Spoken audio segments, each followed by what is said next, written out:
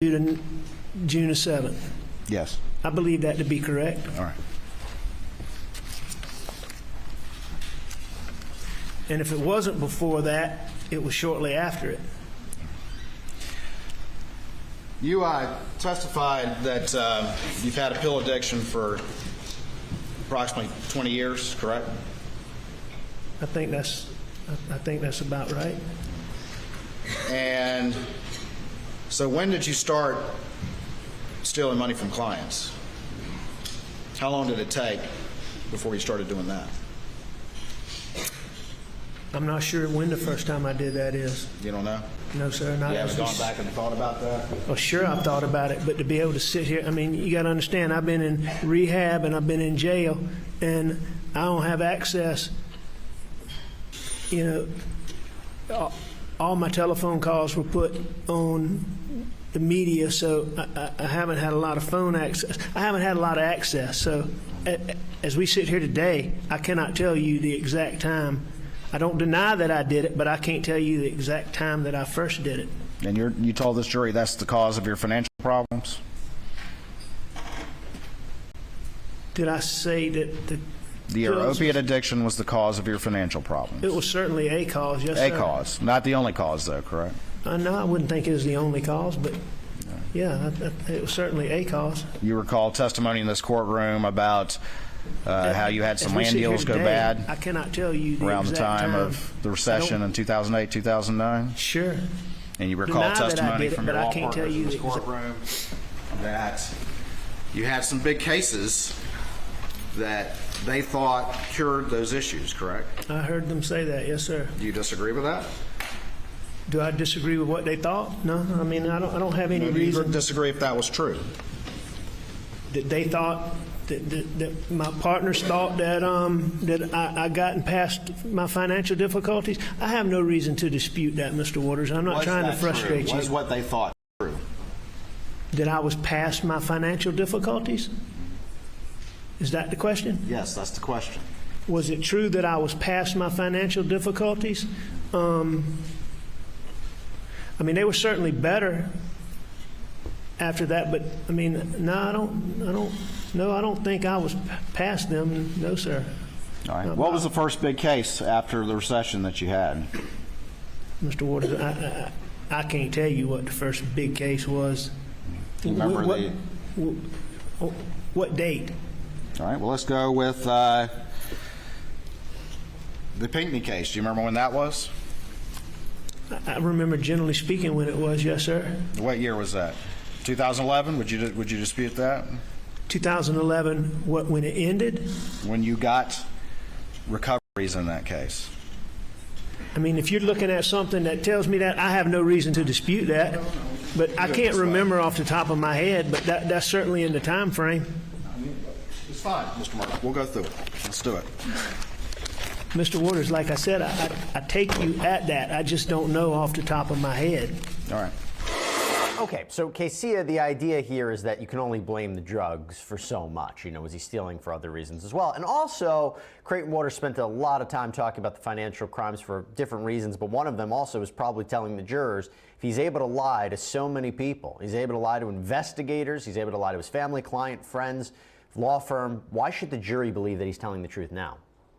Exactly. And I do believe that's where he's going. Of course, it started a little too slow for me, but he's basically showing that he lied to his most trusted clients who believe that they knew him. And you, jury, you don't really know Mr. Murdaugh other than the 5 weeks that we had this trial. And if he can pull the wool over the eyes of, let's say, the witnesses that testified before him, the previous housekeepers, the financial bookkeeper, his clients, then surely he's trying to pull the wool over your eyes as well.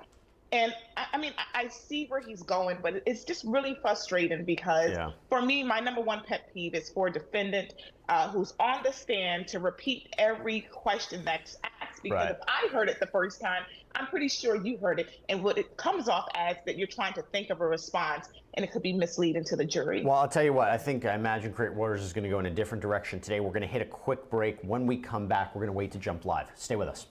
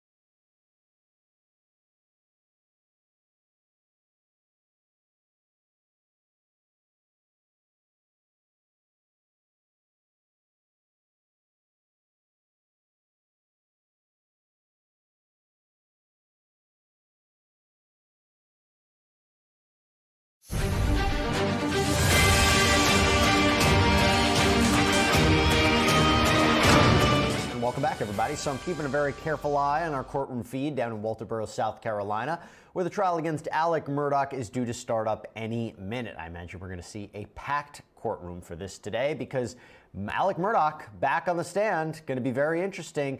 He's going to be cross-examined by Creighton Waters, a continuation of what we saw yesterday. We know that the disgraced former attorney faces charges for the double murder of his wife Maggie and son Paul, who were found shot to death on their family property on June 7th, 2021. As we wait to go live, we want to listen a little bit more to Murdaugh's testimony from yesterday. And this is where he tells the jury, I can't believe he said it, about his suicide scheme. Do you remember what happened that day? Saturday, September 4th, yes, sir, I remember.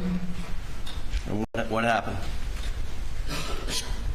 Start when I woke up. Good morning. Let's bring the jury.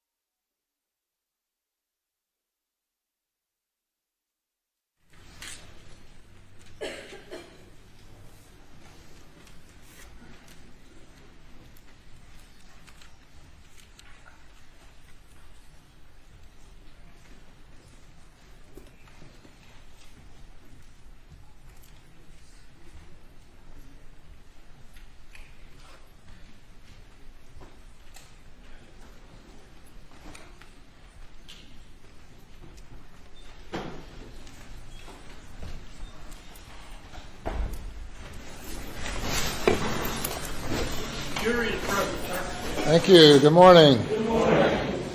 Day number 24. Cross-examination. You may proceed. May it please the court.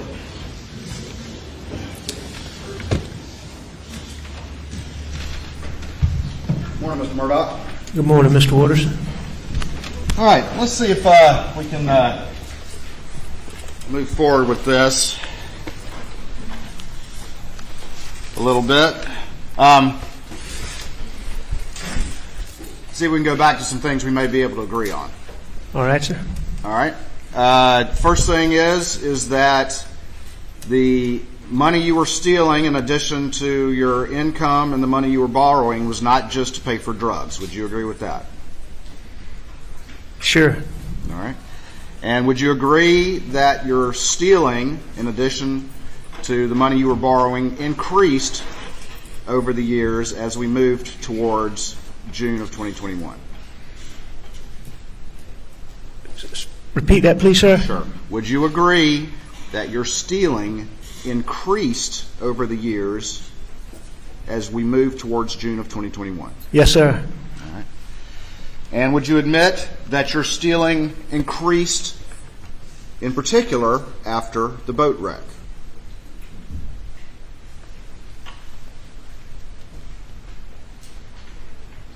No, sir, I don't agree with that.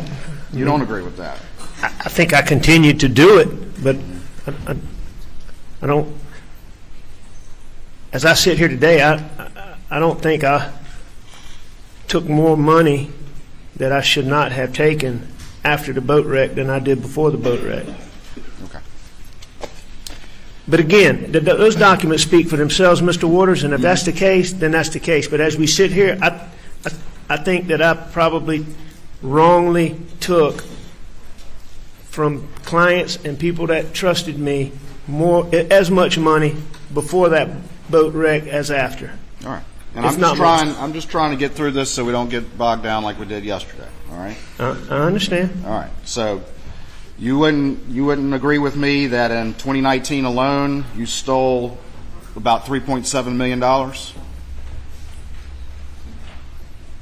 No, I think that's correct. All right. And would you agree with me though that figure in 2019 was generally higher than any other year that you've been stealing since 2011? In any year, sure, I'd agree with that. Okay. I thought you were talking about overall, the whole, the whole cycle. But All right. yeah, I would agree that in 2019, I stole more money than any other year.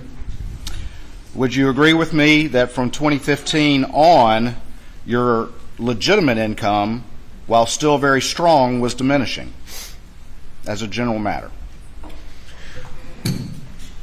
Well, I think whatever my income is speaks for itself, but as a general rule, a plaintiff's lawyer doing what we do, income ebbs and flows. You have some really good years, you have some really lean years, and no, I think I had some good years. Maybe not the $4 and $5 million years, but I think I had some $2 and $3 million years in there, and my caseload was such that, I had one of the things I was working on that Monday was one of the biggest cases that I've ever been involved in. Talking about the Dominion case, right? Yes, sir. All right. And so, I think it was cyclical. I think it. So I don't. Without looking at the record specifically, I don't necessarily agree with that. Okay, so you don't remember then? No, I do remember. I don't think I agree with that. But again, those records will speak for themselves. Okay. All right. So would you agree with me that in 2014, your reported income was over $1 million?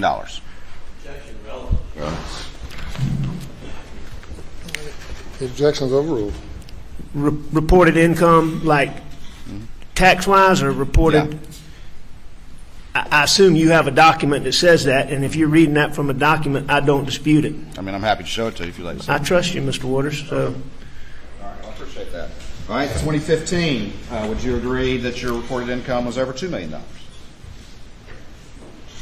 again, I don't dispute that. All right. 2016, reported income $900,000. Okay.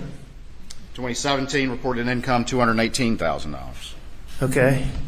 2018, reported income of $749,000, roughly. Okay.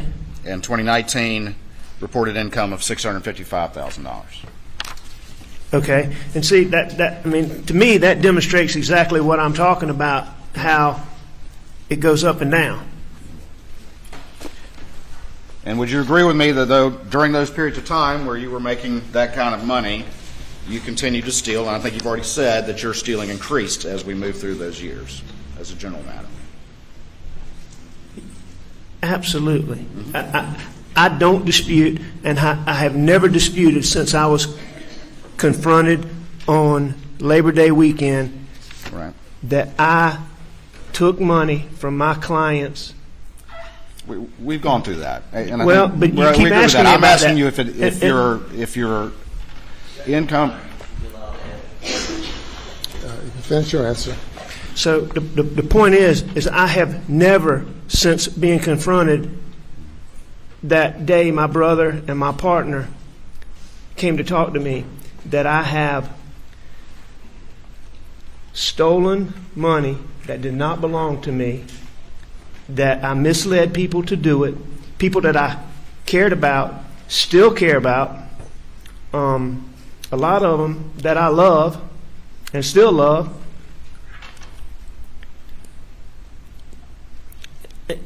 And I misled them to do it, and I was wrong. I have never disputed that from day one. We've been through that. All I'm trying to establish right now with you, Mr. Murdaugh, is as we move towards June of 2021, what your financial condition was like, okay? I agree, you've testified to that multiple times, all right? So, let me ask you this. During this time that your income was what we just went through, and you conceded that your stealing was increasing, were you also borrowing significant amount of money from Palmetto State Bank? Yes, I'd always borrowed significant amount of money from Palmetto State Bank, or for more than the last decade. So, yes, sir, I agree with that. As we moved to June of 2021, did you have a $1 million line of credit with the bank that was pretty much maxed out? Yes or no? As we moved to June of 2021. So in June of 21, Sure.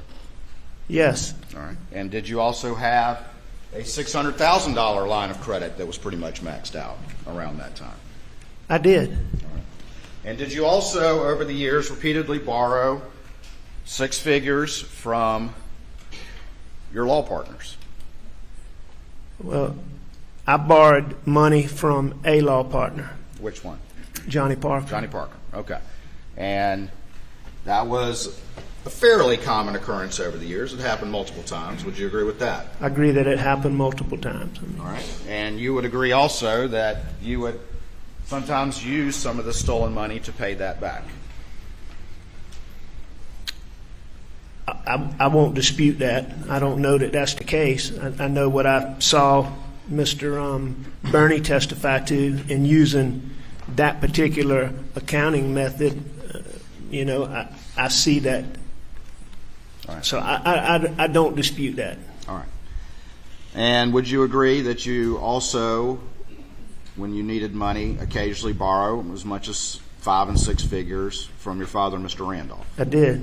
All right. And would you also agree that over the years, particularly as we moved to June of 2021, you would use stolen money to pay that back? I don't dispute that. Okay. If that's what the records show. All right. And you just mentioned here in the testimony of Carson Burney and the banker and all that, you would agree with me that as we moved to June of 2021, at least in liquid funds, you were running out of money. In liquid funds, is in money on hand or money that I could get? Money that you could, liquid funds. You're a lawyer, you know what liquid means. Were you Well, running out of I don't know what you mean by liquid, Mr. Waters, and so money you could readily access, assets that you could readily access to pay your ever-increasing debts. no, sir, I don't agree with that. You don't agree with that? I do not agree with that, Okay. and I'll tell you why. All right. So are we talking about June? I'm talking about as we move to June. Okay, but what time period are you talking All about? right, let's talk about January to June. Okay, January to June.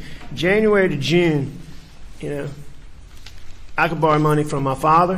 Mm-hmm. I could borrow money from Johnny Parker. Mm-hmm. I could go to the bank and borrow money. Mm-hmm. I had substantial equity in the Edisto house, Right. as we've talked about. Which was in Maggie's name, correct? Well, it was in Maggie and my name. All right. So, that definitely was in both of our names. Moselle was in Maggie's name. There was substantial equity in that could have been borrowed against. So,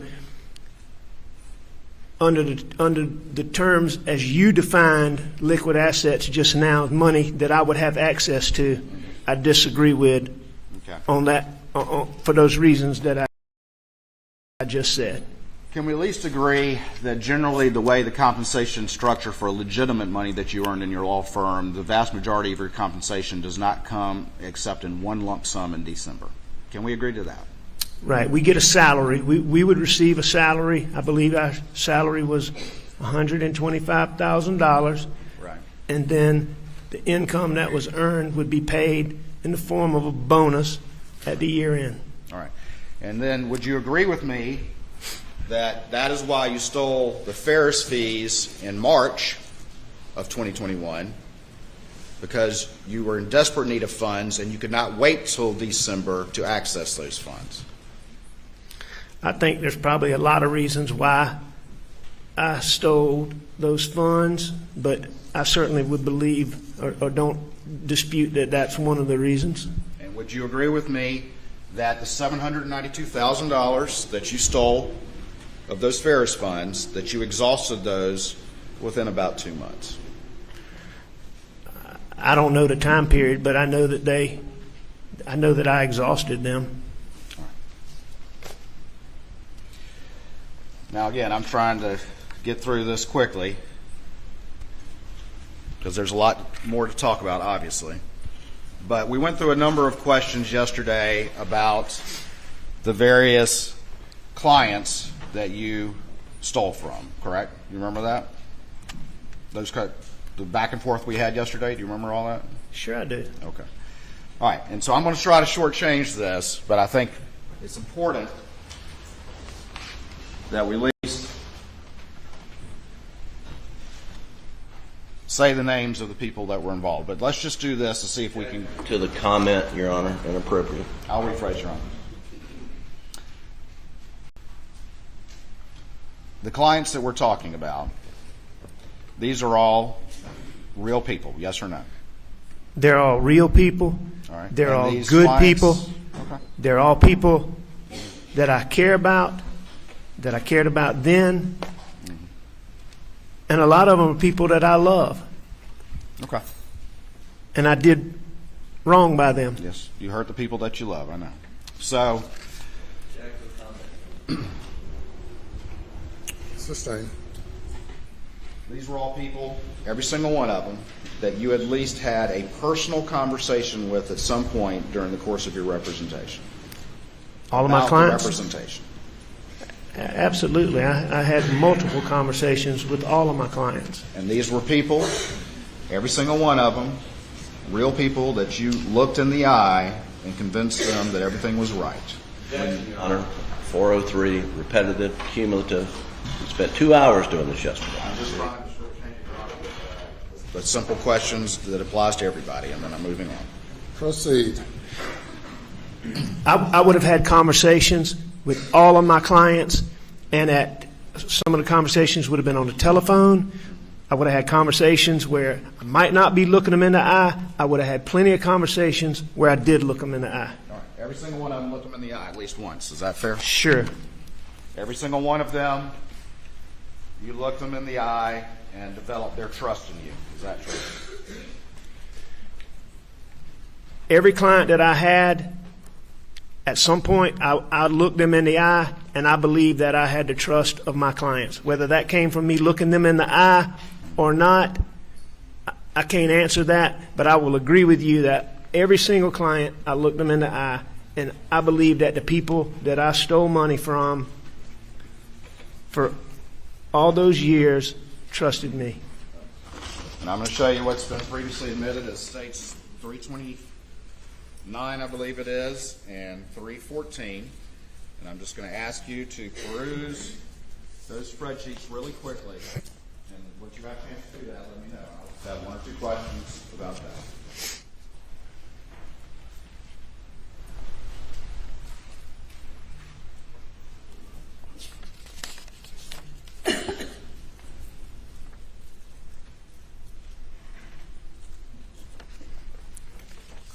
All right, so I'm sorry. What was your question? I just asked you to look at them. Have you had a chance to review those documents? I have. All right. And would you agree with me that every single name on here are either clients that trusted you that you stole from, or instances in which you stole from your law partners who trusted you as well? I agree with that. All right. So we don't need to go through each one of these, correct? You agree?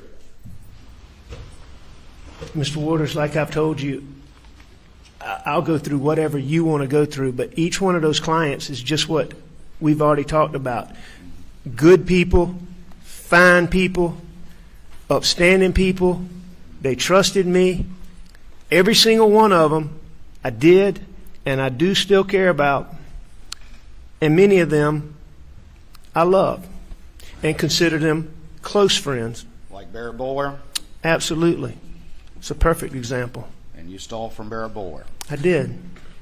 Do you recall a conversation that you had with Ronnie Crosby in which he told you that Barrett was desperate for money because he needed his wife to stay in a hotel near him while he was undergoing treatment for terminal cancer around the time that you stole from him? Say, Your Honor. Objections overruled. I don't recall that conversation, but I knew Barrett was sick. Barrett is a unique situation. I mean, Barrett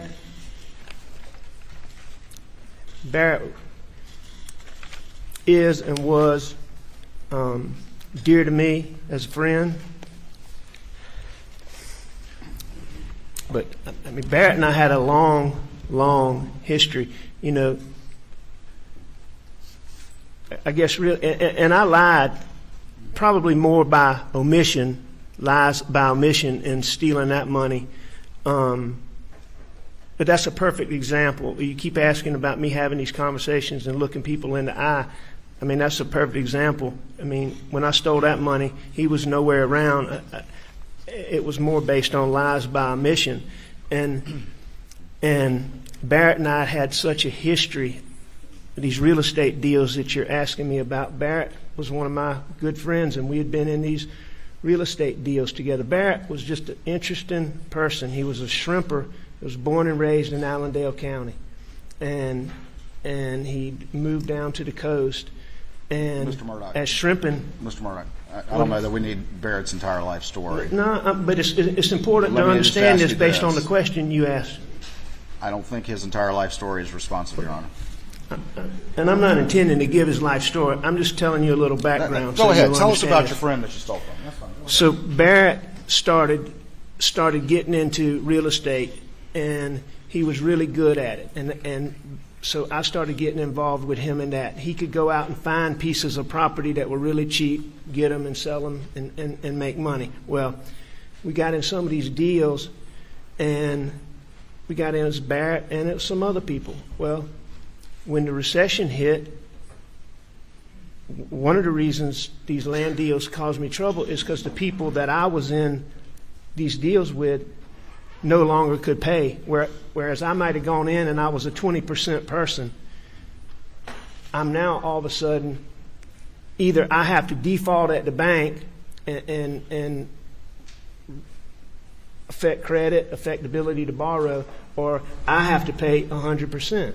And so that's what I did. I paid 100%. And so there were years where I was paying, instead of a fifth or a half, I'm paying the whole thing. And it equated to hundreds of thousands. It equated to millions of dollars, which is one of the ways why I ended up with the Moselle property, because I had paid more than $1 million in monies for Barrett, and that was part of the deal in the trade in me purchasing Moselle. So what you're telling me is you felt like you were entitled to steal from him. No. You know what? I will tell you this, that, you know, when you're doing the things wrong that I was doing, you have all kind of ways of justifying it.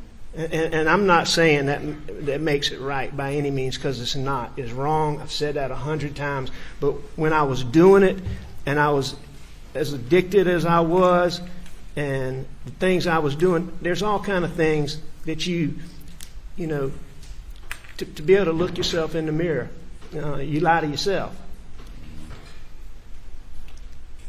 And I guess self-justification for these bad things, you know, I guess is what I was doing. But, you know, Barrett had owed me so much money that when I took his money, I just didn't tell him. So it was a lie by omission. All right. All these people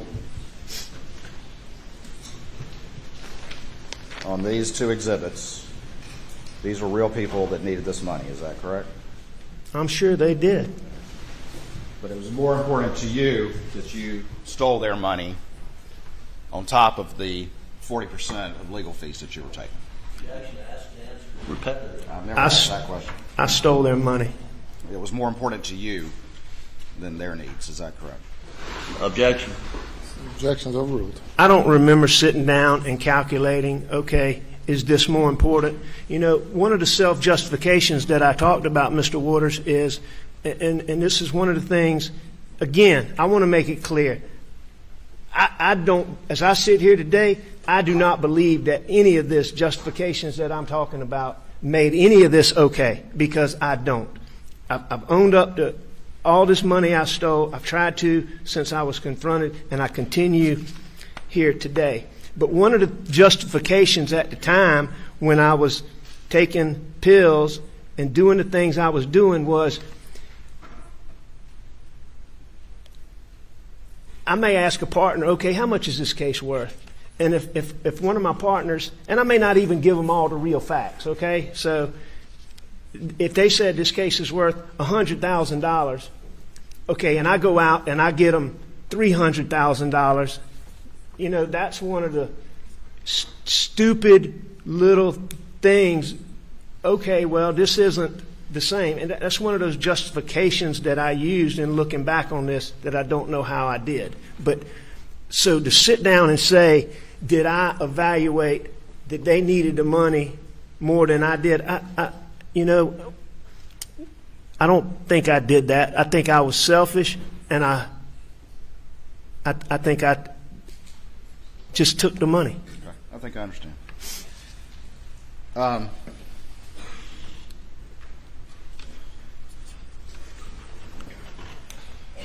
asked you a series of questions yesterday about at least relating one conversation you had with one of these clients.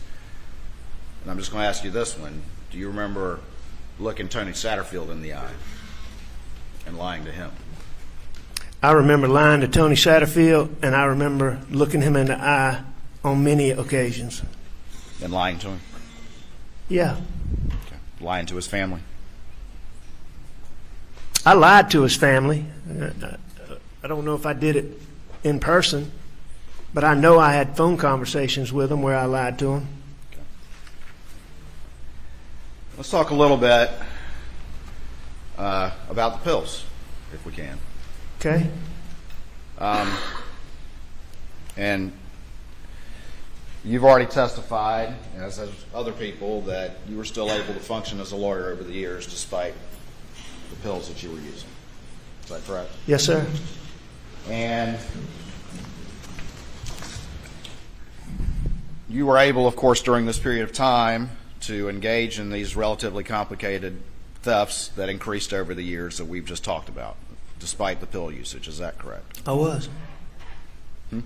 I was. All right.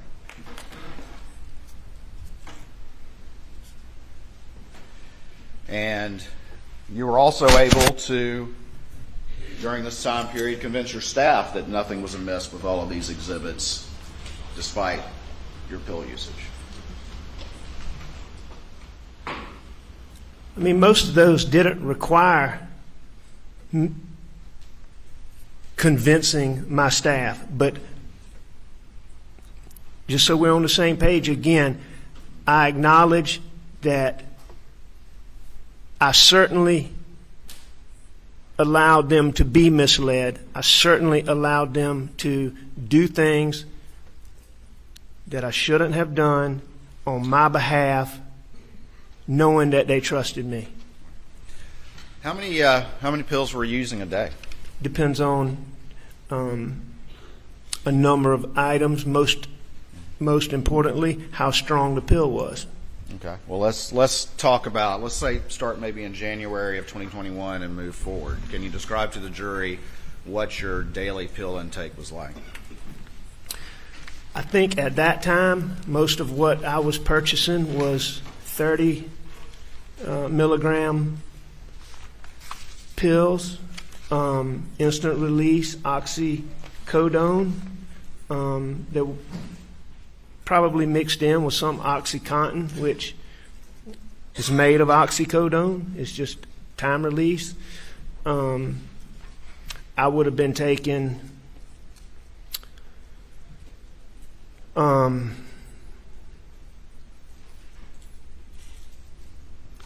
anywhere from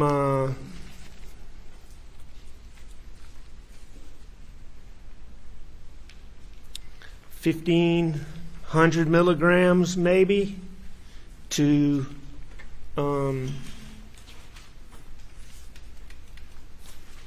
maybe 1,000 or maybe 1,000 milligrams or 1,200 milligrams on a day I didn't take as much or didn't have as much, up to, I mean, there are days, many days, a lot of days, most days were more than that, and many days would be, you know,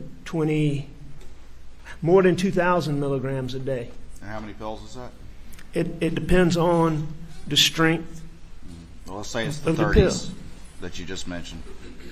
If I took 30, if if I had 30 milligram pills, you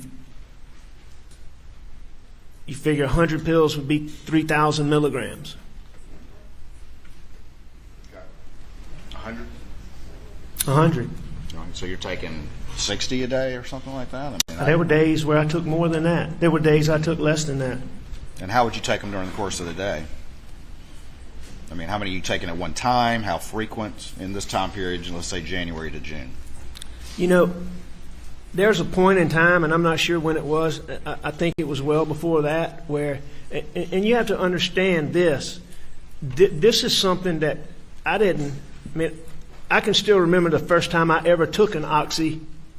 Murdaugh, can I ask you to answer my question, and I'll let you explain all you want. And my question was, how many were you taking a day during this time from January to June? Answer that first, please, and if you want to explain, I'm happy to let you do so. I'm not positive, and here's why.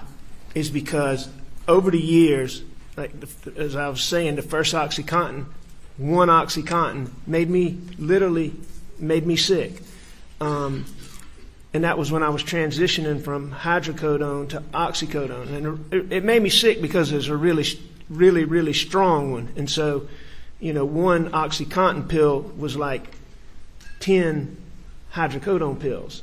So, but anyway, as I took more and more, and over the years, it just, you know, you build up a tolerance to pain pills. And so what might give me this energy, one of the reasons I became so addicted is, you know, some people talk about pain pills and how they make them lethargic and, you know, where they can't do anything and they feel. Opiates gave me energy. I mean, whatever I was doing, it made it more interesting. You know, it made me want to do it longer. You know, to go on a drive, it made driving. It just at the beginning, it made everything better. But I took so much just to keep. It got to a point where I was taking so much just to not backslide or go into withdrawals or have all those symptoms. And so it got to the point where I was taking the amounts that I came to be taking in the time period you're talking about, January to June. So it evolved over time. It wasn't like it just started then, Mr. Waters. All right, can you just give me one example of a day during that time period? I mean, sure. Did you start at 8 o'clock in the morning or whatever time you got up and take one and then one every 30 minutes? I mean, well, no, I've given you a chance to explain. So it would totally depend. It would totally depend on any number of circumstances. So starting a day, one of the main things that this would depend on was how late the day before I had taken pills and how many I had taken. And did I take them during the night? Did I wake up during the night and take them? So, you know, let's just say that it had been a while since I took any and I slept and I woke up. All right, then I would immediately, first thing, take pills, because if it's been a while, a lot of times, if you slept and hadn't taken pills, you'd wake up and you could tell the beginnings of those. I'm not going to say they were really withdrawals, but the agitation that you feel when you don't take it, and you could tell it, so you had to take it right away. And so I would start off, first thing I would do would take pills.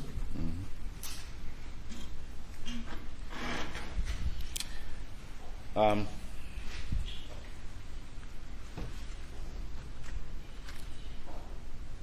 that's how strong the withdrawals are for opiates, correct? That you feel that agitation until you can take another pill. Yes, I mean, but that's just agitation's the tip of the iceberg when Let's it talk about that. comes to withdrawals, opiate withdrawals. I think you said in your what's been played for the jury and the telephone conversation with Special Agent Kelly that, and you talked about withdrawals, just how strong they are, how you're willing to do anything to make them stop, correct? I think what I said is almost anything. Almost anything. Well, describe that, please. I mean, you're sick. I mean, you're physically, you are physically sick. It's like having the flu when you ache and your joints hurt. You don't want to get up. I mean, you can't get up. And that's after a while. It starts with what you're talking about, agitation and, fidgety. Everybody talks about how fidgety I was. But it starts with that, and then it goes to, you might be sitting here and just all of a sudden sweat's running down your face, all over your body. I mean, like you ran a marathon. I mean, you literally sweat that much.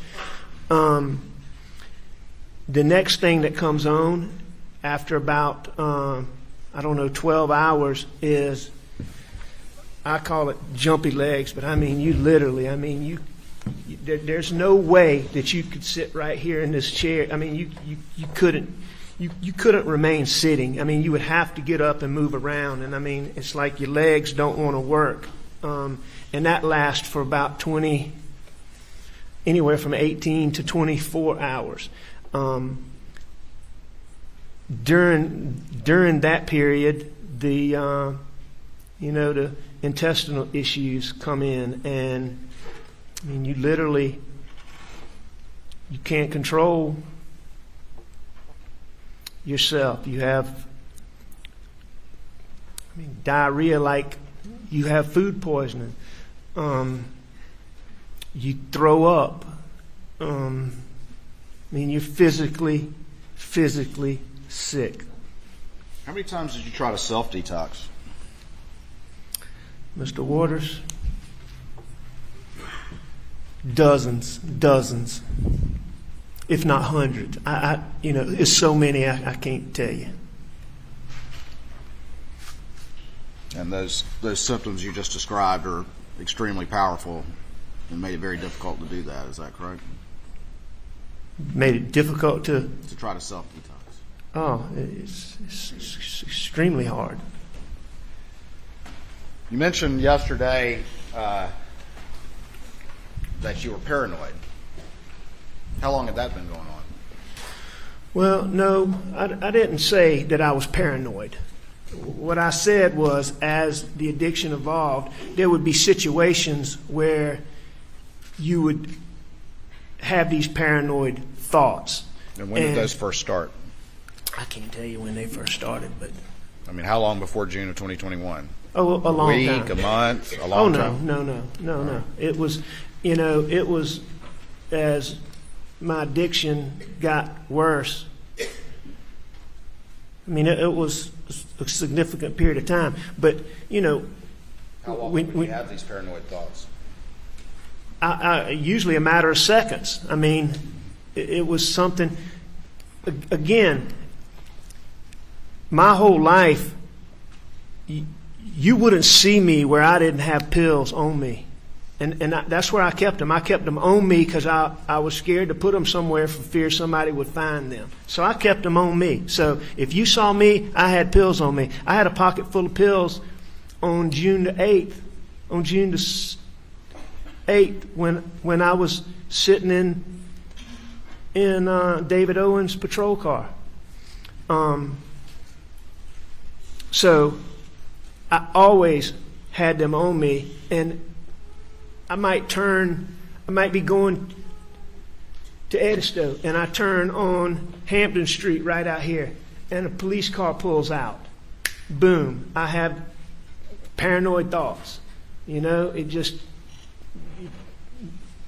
But I could always say, you're not doing anything wrong. He's not following you, and I could get past it in a matter of seconds.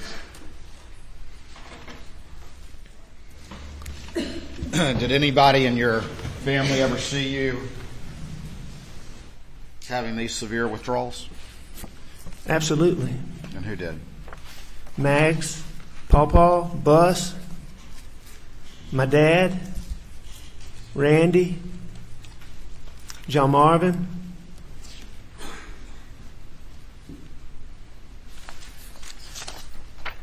And just to be clear, Randy and John Marvin never saw me having withdrawals before September. They saw me. And I thank you for clarifying that. Prior to June of 2021, who in your family saw you having these severe withdrawals? Bus, Pawpaw, Maggie, my dad.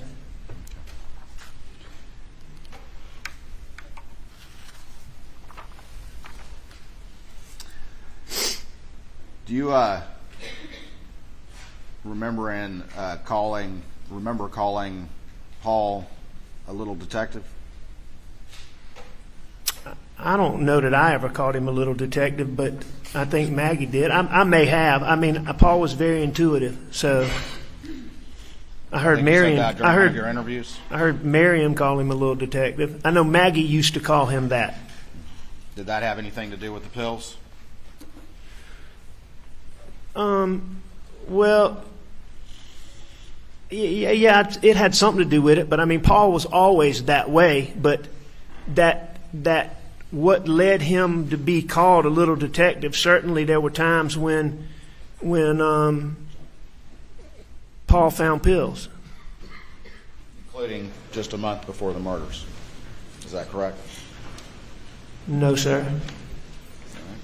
Do you recall 6/5/23 that was entered into evidence, which is a text from Paul to you? I do.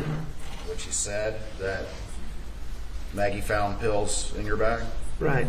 Tell me about what happened after that. You asked me about Paul finding them, but it was Maggie that found them. Fair enough. So it was Maggie that found them? Yes, sir. Okay. But Paul's the one who reached out to you, correct? On that occasion, yes, sir. And what was the discussion after that? I can't remember exactly what it was, but it was about that I'd had eye surgery. I don't know what day it was, but days before that, the day Maggie found them, Maggie drove me to the doctor for me to have my cataract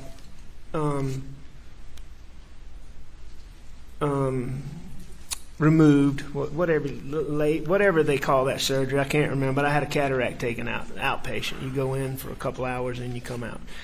And it was during COVID, and so Maggie wasn't allowed to come into the doctor's office, and so she sat in the car. And I had left pills in the computer bag, and sitting out there bored, I guess she started looking at my computer and found them in the computer bag. So she found those pills. All right. And so she obviously told Paul, and Paul texted you, correct? About finding those pills. That's correct. In May of 2021. That's correct. And you've heard your sister-in-law, Marion, testify that Maggie called him the little detective about the pills. You heard that testimony in this courtroom? I did hear that. All right. So did they start to watch you like a hawk and get on you about your pill usage during the month of May? No. They did not. No, Mr. Waters, this battle that I had with addiction, it had been going on for years. And so they had been watching me like a hawk for years before May. May was just one occurrence where I let them down again. All right. They had been watching you like a hawk for years. Is that correct? About my pill addiction, yes, sir. That is correct.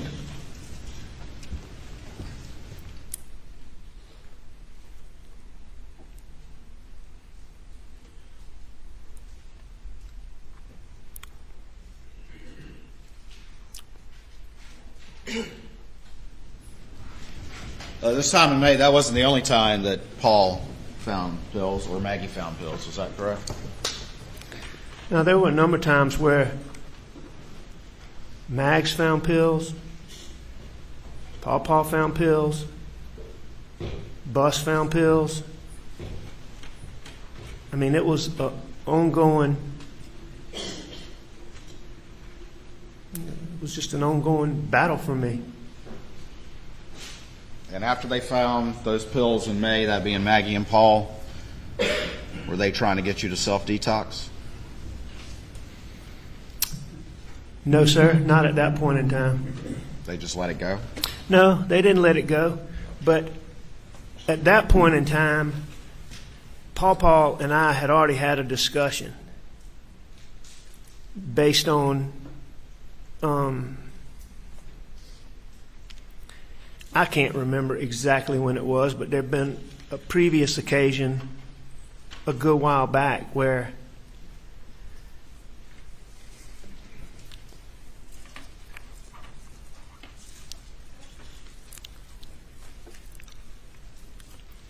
there'd been a previous occasion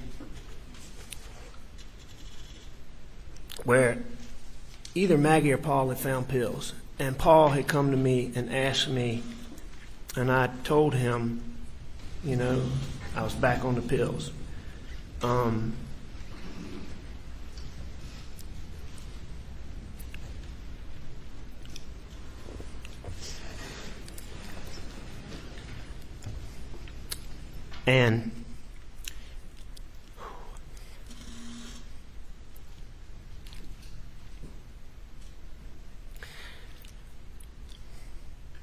When was this occasion?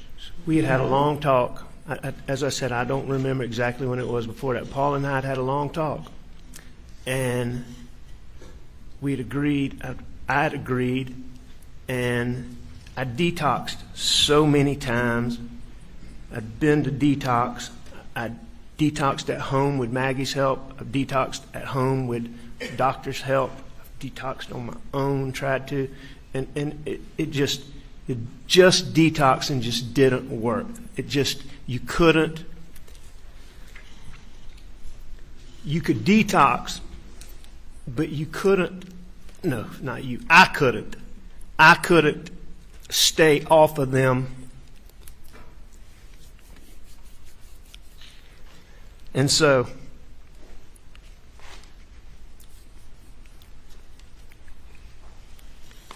I promised Paul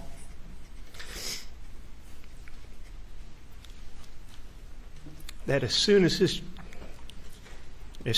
we finished with his criminal case, that I would go to rehab. And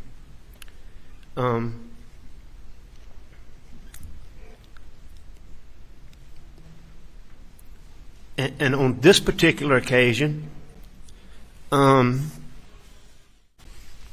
worried about me so much with pills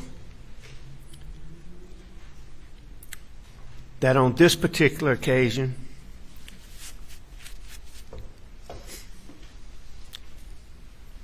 I think that Paul convinced Maggie that I got those pills in anticipation of the eye surgery, but that I never took them, so that she would not worry that I was once again. So you're talking about, now you're claiming that about the time in May, that Paul talked to Maggie and convinced her of that? Or are you talking about a different time? I'm not claiming that, Mr. Waters. That's a fact. This is what happened. All right. We're hearing that now, correct? Hearing what now? What you just said. Well, you just asked me this. Mr. Waters, you keep making an issue about first time you hearing these things. When I got arrested and I went to jail, we began reaching out to you to talk to you about all of these things, to try to tell you everything that I'd done, to give you all these details to help y'all go through these financial things. And up until the time that y'all charged me with murdering my wife and child, you would never give Jim Griffin a response to our invitations to sit down and meet with you. So you're telling me I never responded to Jim Griffin? Is that what you're saying here today? I'm telling you. Are you saying that you ever before yesterday reached out to anyone through yourself or through your attorneys and reached out to anyone in law enforcement or the prosecution and told them the story about the kennels? Are you telling me that? What I'm telling you, answer my Mr. question Waters, first, please, sir. Answer my question first. Did you ever reach out to anyone in law enforcement or the prosecution and tell that story that you told this jury yesterday about the kennels before yesterday? Did I ever reach out to law enforcement to say, I want to tell you about the kennels? No, sir, I did not. What This is the Fifth Amendment line. Pardon? This questioning about him volunteering information on these charges violates his Fifth Amendment rights, and we strongly object. Any more, we have to make a motion. You brought it up. The objection's overruled. What I did was, Answer my question first, sir. Your Honor, for the record, he did not bring it. He was talking about financial Sit down, stuff. Mr. Gibson.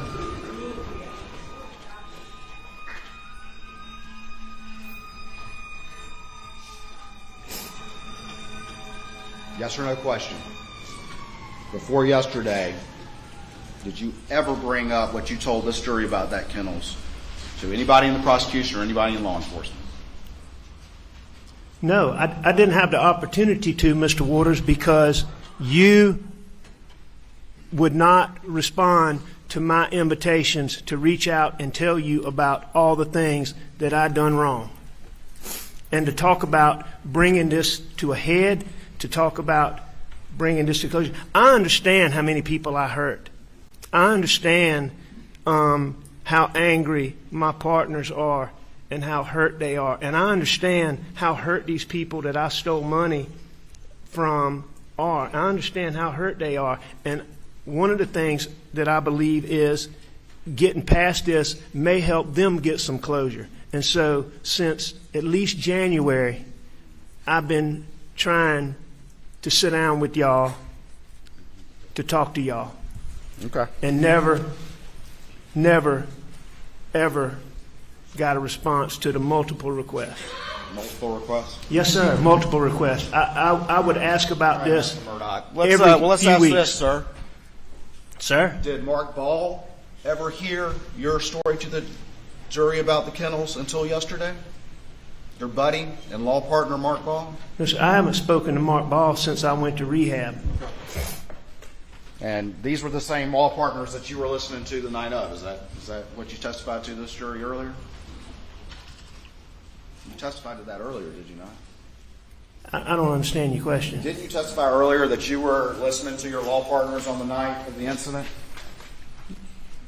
Was I listening to them? Yeah, you testified to that. It's a simple question, sir. I'm sure I was. When are you talking about? On June 8th in the early morning hours, you testified to this jury that you were listening to them, but you never told them the kennel story either. And they heard it for the first time yesterday as well. Isn't that correct? Yes, that's the first time they heard it. First time that Ronnie Crosby ever heard that would have been yesterday? If he was listening, that would have been the first time he heard First it. time Johnny Parker ever heard that was yesterday? Yes. First time Danny Henderson, who was representing you in the boat case, ever heard that was yesterday? Yes, yesterday is the first time that I have said that openly. But that's not what you were asking me, Mr. Waters, but you go ahead. First time your brother Randy heard that was yesterday. If he was listening.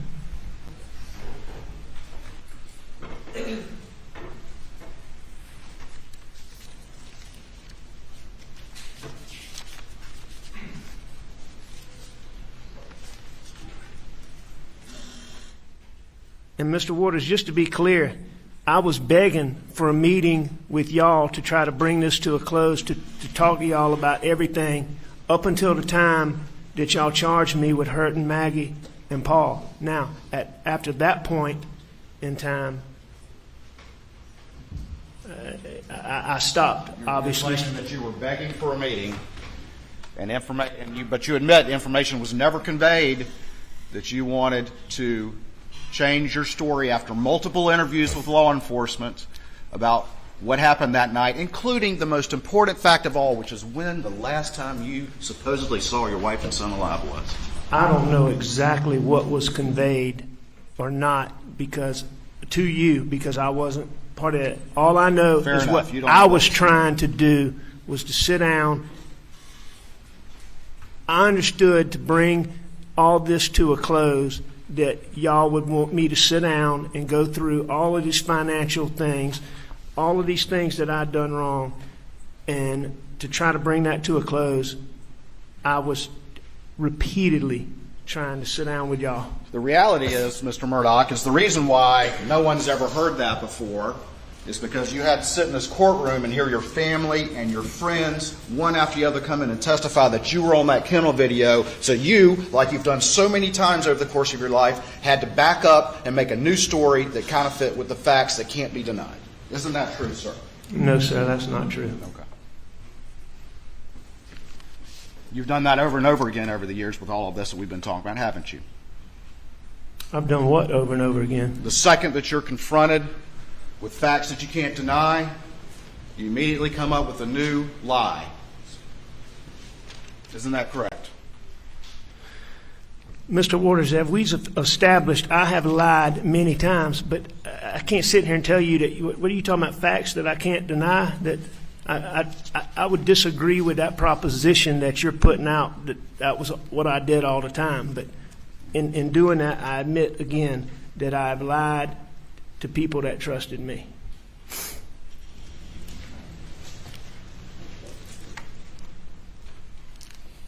So we can agree that the prosecution and law enforcement and so many of your friends and family heard for the first time your story about the kennels yesterday after all these weeks of testimony.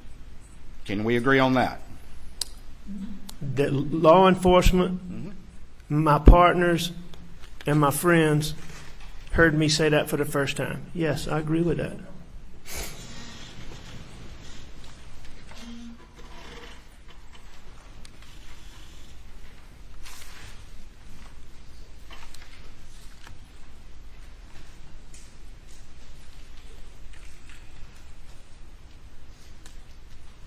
Would you agree with me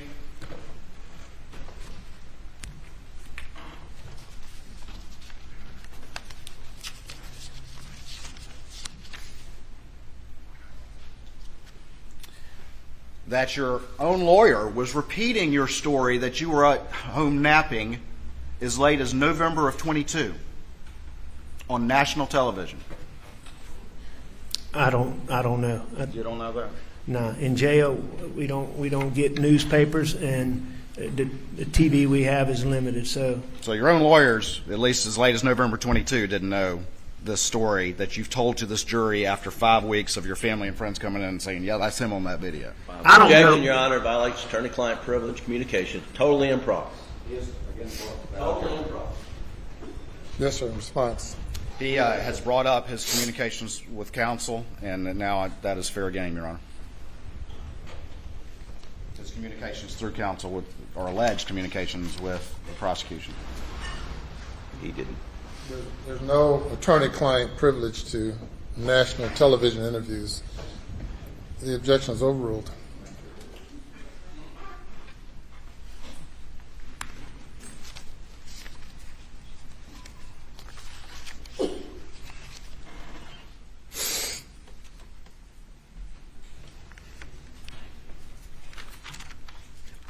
Are you waiting for me to answer, Mr. Waters, or did I answer? I think the point's made. All right, sir. You said you were unaware of that national television interview. Is that what you said?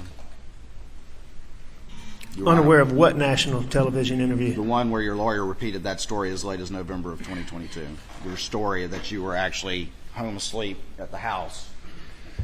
The During only national TV ad that I'm aware of is program is one that Mr. Griffin was involved in.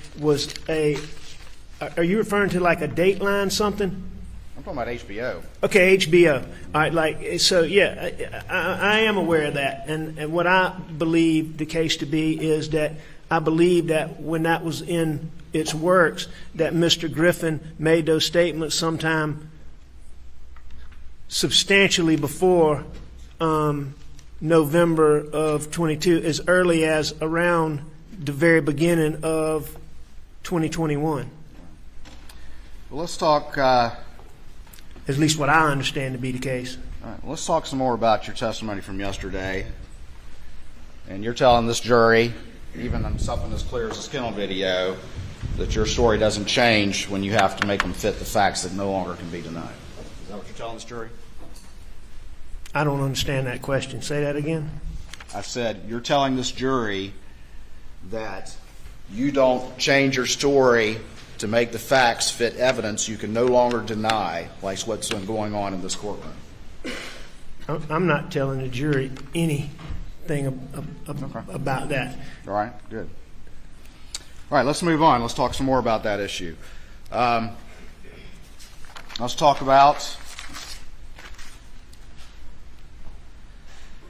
the confrontation on June the 7th with Jeannie Seckinger, which you said was no big deal. Isn't that what you testified? Words to that effect? I think what I testified to is that, to me, it certainly didn't seem like a confrontation. Jeannie came to me and was almost apologetic. And this is what I believe, Mr. Waters, is I believe that what Jeannie Seckinger and my partners have had to go through since September has been hard. I know I could see it. I could see the hurt that I caused them. And I know that they're betrayed, and I know that they're angry, and I know that they're hurt. And I want to make clear to this that while I disagree with what Jeannie said as to it being a confrontation, because I don't believe that it was, I don't think that she was lying. I think that she feels it. I think that, she believes that that's the case after all this time that she's had to deal with this. But on June the 7th, when she came to me, she was almost apologetic. You heard her say that she said that she wouldn't be doing her job if she didn't do this. And it was made clear to me that someone had said this, that I had to make sure that income came through the firm, that I couldn't structure money. In other words, I had the impression that there was concern that maybe, like Mark Ball and Ronnie Crosby said, that maybe I was hiding fees because of the civil boat case. But that conversation was so quick, Mr. Waters, that you keep using the term confrontation. I didn't take it as a confrontation. And you're telling this jury you're not making that issue fit, make your story fit with those facts by saying, it wasn't a big deal, and Jeannie, she's hurt, so she's overreacting now. No, that's not what I'm saying. You got on that stand and testify. What I'm saying is exactly what I just testified to, that to me, on that day, that was not a confrontation. It ended almost as quickly as it began, and I didn't think about it again for a period of time until after everything happened. You testified earlier you get paranoid if a police officer turns out behind you, but you're not getting paranoid when Jeannie comes in here and says, I need an answer about these fees? No, because I believe you took them? No, things like that wouldn't cause the paranoid thought and the paranoid thinking. It was always related to pills. It was always, okay, that reaction that somebody just gave me. It was always related to pills. Do they know something? Did something somebody said? It was, the times, that's what, when I had to deal with paranoid thinking, that, if a judge confronted me in the courtroom about a piece of evidence, or if Jeannie asked me about that, those are not things that gave me paranoid thinking. Okay. And you testified the same thing about the boat hearing on June 10th. Not worried about it. No big deal. Correct? No, I didn't say that it was no big deal, but I said that my main concern about those motions coming up on June the 10th dealt more with the venue motion than they did with the motion to compel, I believe is what I said. Are you telling this jury that you didn't testify yesterday that you weren't concerned about it? I wasn't overly concerned about it. Okay. And I'm sure I had some level of concern because the venue motion was a big issue in the case. Well, were you concerned enough about it to bow up on Mark Tinsley at the trial lawyers conference and say, "What are you doing, Bo?" No, absolutely, unequivocally, never happened. Okay.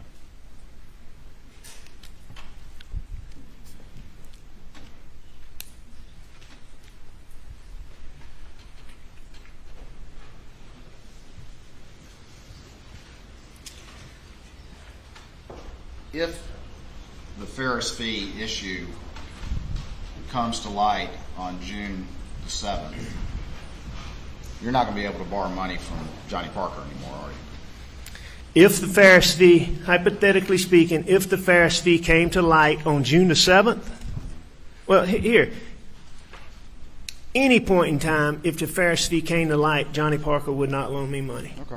If Johnny knew that I had taken fees, I would not have been able to borrow money from Johnny Parker.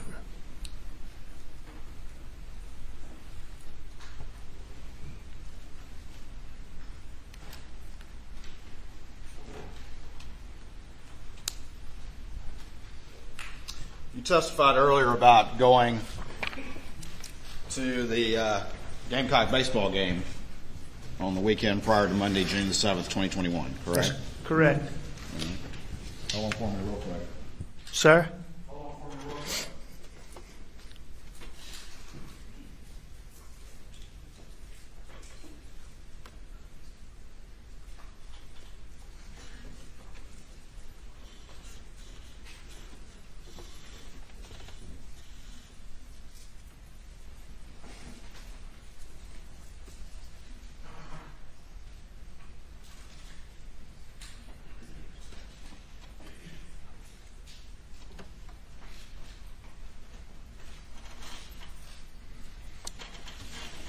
All right. I'm going to show you what's been marked as stage 572 to this trial. You got your readers with you, or your glasses. And first I just want you to look through that document and then answer the question, do you generally know what that is?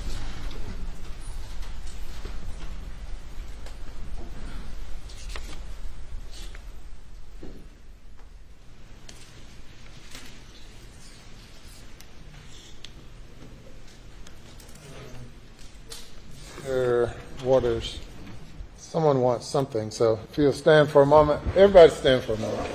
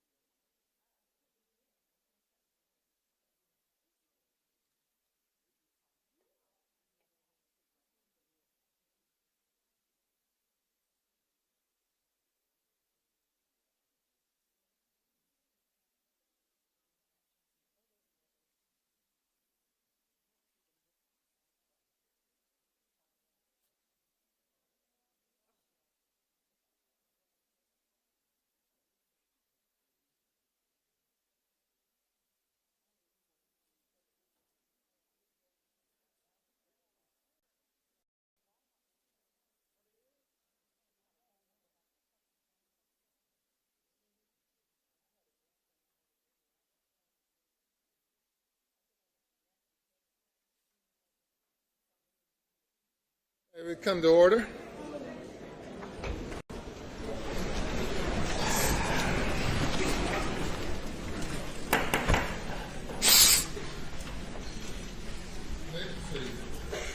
May it please the court. Have you had a chance to review that, Mr. Murdaugh? Yes, sir. All right. And do you recognize what those are generally? I do. And what are they? Text between Maggie and I. And what day did they take place?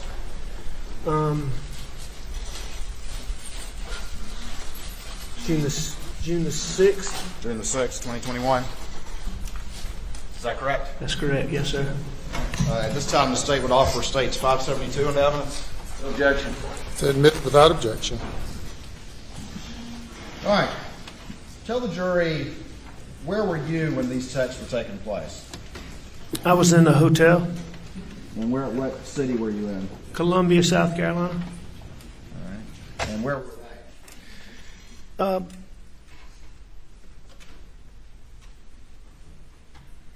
I'm not exactly sure where they were when they first started, but they would have been somewhere between a hotel, a restaurant, and the ball field. All right. But when you send this text on June 6th at 11:41, you say y'all in seat already, correct? Yes, that's what I did say. All right. And they say, yeah, Maggie says, yes, we like these seats. Is that correct? All right, that's correct. I didn't notice that. So at that point in time, they are in the ballpark.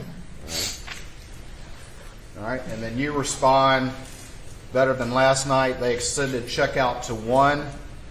Going to come then. Is that correct? That's what that text says. Yes, sir. All right. So you're back at the room. Is that right? Yes, sir.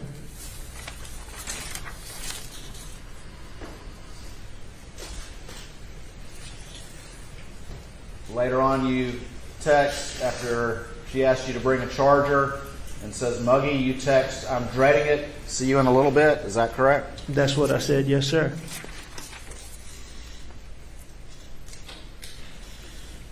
She responds, don't come, but then asks about the charger and says it's hot.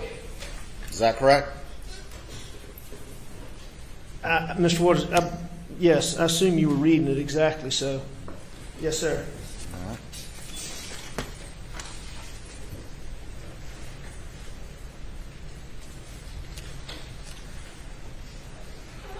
She eventually responds, not crowded, but not the place to come if you don't feel well. Very hot and muggy. We are inside, sitting at the bar, very nice indoors. Is that correct? That's what it says. Yes, sir. And then you respond, dialed you by accident. They are making me leave, so I'll see y'all in a few. Is that correct? That's correct. And who was making you leave where? It was past checkout time at the hotel. After you'd gotten an extended checkout, correct? It appears so.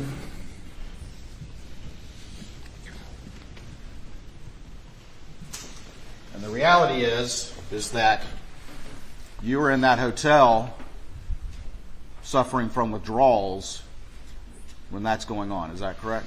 I was beginning to. Yes, sir. All right. And the reality is that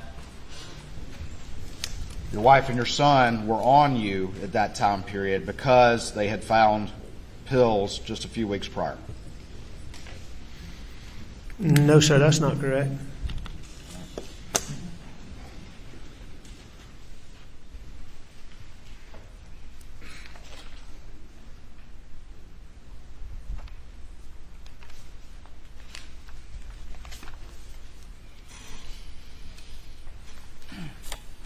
Let's talk about June 7th, okay?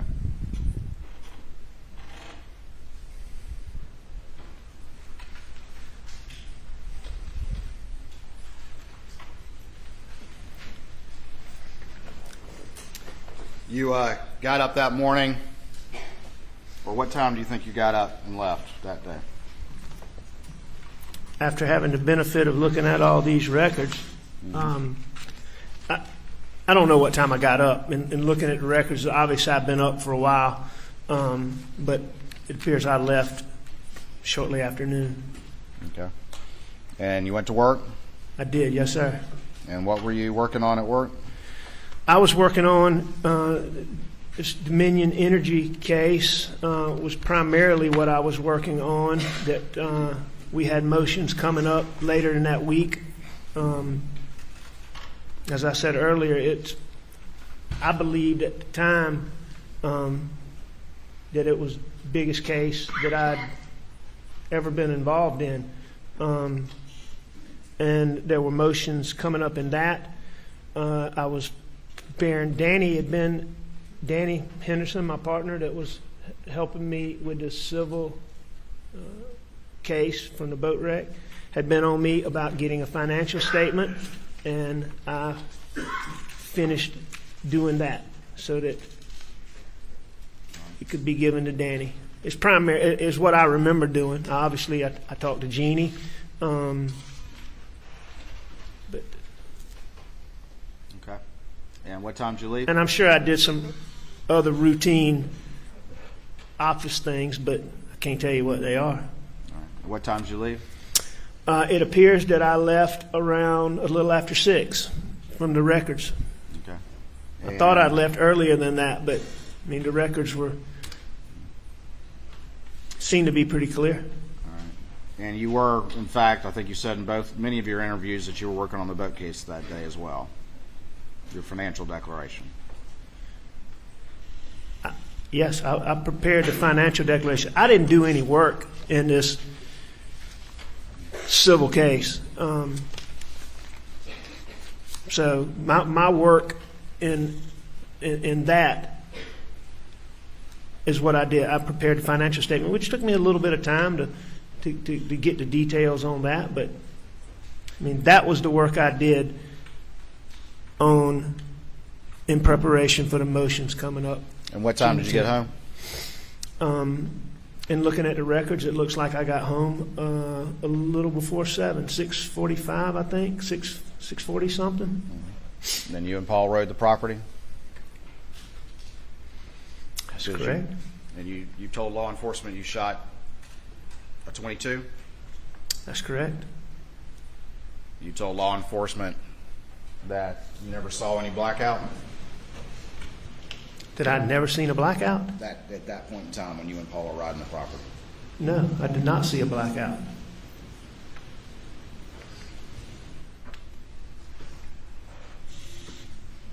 Did you tell law enforcement that you and Paul were going around looking for hogs? If I said that, Go ahead. and if I told them that, you know, you don't look for hogs in the daytime. All right, the hogs are deep in the swamp in the daytime. So I can tell you that Paul and I were not riding around looking for hogs. But what we were doing is we were going from food plot to food plot, and we were looking for hog signs.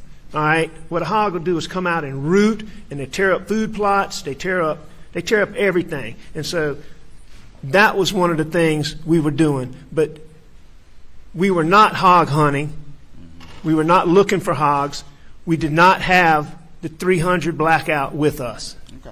Paul didn't have the gun that blackout that he favored with him while y'all rode the property. The gun that's in here, Any rifle. there was no .300 blackout with me and Paul. All y'all had was a .22. And that was a .22 pistol, but we didn't have that with us at that time riding the property. Right. And you testified, you've seen the Snapchat video of you in the tree, is that right? I have seen that. And you don't dispute the time of that video, do you? I don't even know what time that was taken, but whatever the gentleman that. came and testified to, I don't dispute that. All right. And what time, well, let me ask you this. When did you go back to the house? Were you with Paul or were you by yourself? I was by myself when I went back to the house. I went back to the house basically when Maggie got there. When Maggie got there. All right. And where had Paul gone prior to that? Was he back at the house already or he came after you? Paul was at the shop when I went back to the house. All right. So you beat him to the house is what you're saying. Is that right? I beat him to the house? Yeah. You were at the house prior to him getting there. Yes. All right. And you say Maggie was there at the same time or there before you or there after you? That's what I'm not absolutely certain about. I believe that Maggie came through the kennel entrance, and going back and looking at these records and these times, I believe she came through the kennel entrance while Paul and I were at the shop. But either way, I got to the house very shortly after Maggie got there. Okay. And I believe that she came through, and I believe that I went right behind her. And when did you take the shower that you've been talking about to this jury? I believe when I first went in the house. I mean, I would have talked to Maggie for a second, but I'd seen her that morning, so I would. You left your clothes on the floor? I'm not sure. It makes sense to me given what Blanca's said, but I couldn't tell you one way or the other. All right. About what time was that, you think? In looking at the records, I think that was a little after 8. And you're saying Maggie was already there at that point? When I got to the house, Yeah. yeah, And what did you do after that? I came back out, sat out on the couch to eat dinner. All right. About what time was that? A few minutes later, it didn't take me long to shower. And you say Paul was already eating at that point? He was. And you say he left first. What I said is he got up and he finished eating, and he left our immediate vicinity. Now, I don't believe he left at that point, given what I've looked at time records and all. I believe that he was around the house for a little bit longer. And just to be clear again, But I didn't see him. all of this detail was people were hearing for the first time yesterday, like we talked about before, correct? Say that again? All of this detail that we're going through right now is not anything that you related before. We're all hearing this for the first time yesterday. Objection, Your Honor. Fifth Amendment privilege. Objection is overruled. So, yes, I did not tell law enforcement.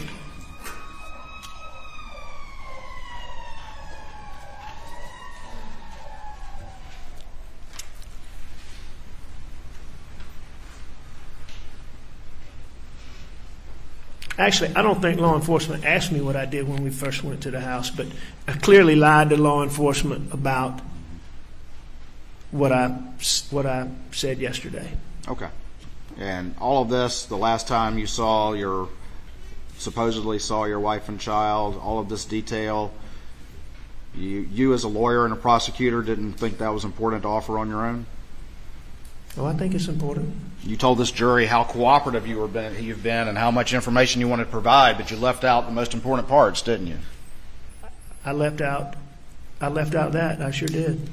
You don't consider that one of the most important parts? I think it's important.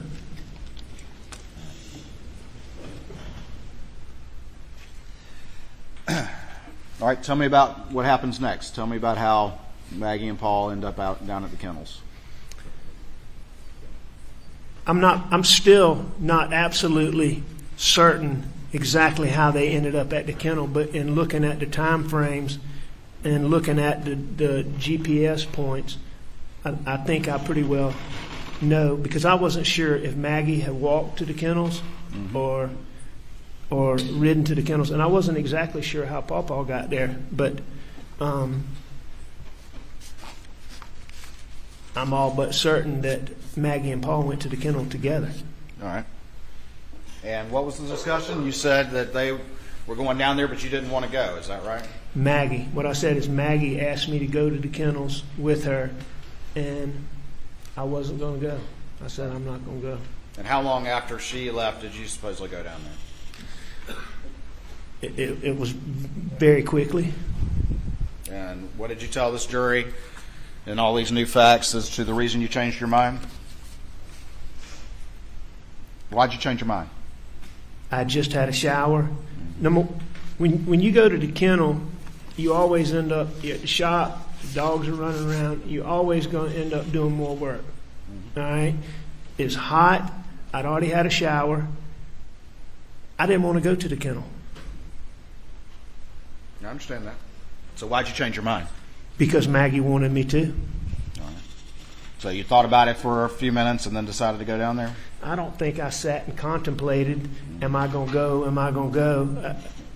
I think that, like many things Maggie wanted me to do, if I didn't do it at first, I ended up doing it. And you took the golf cart down to the kennels? That's correct. How long did that take to drive from the house down to the kennels in a golf cart?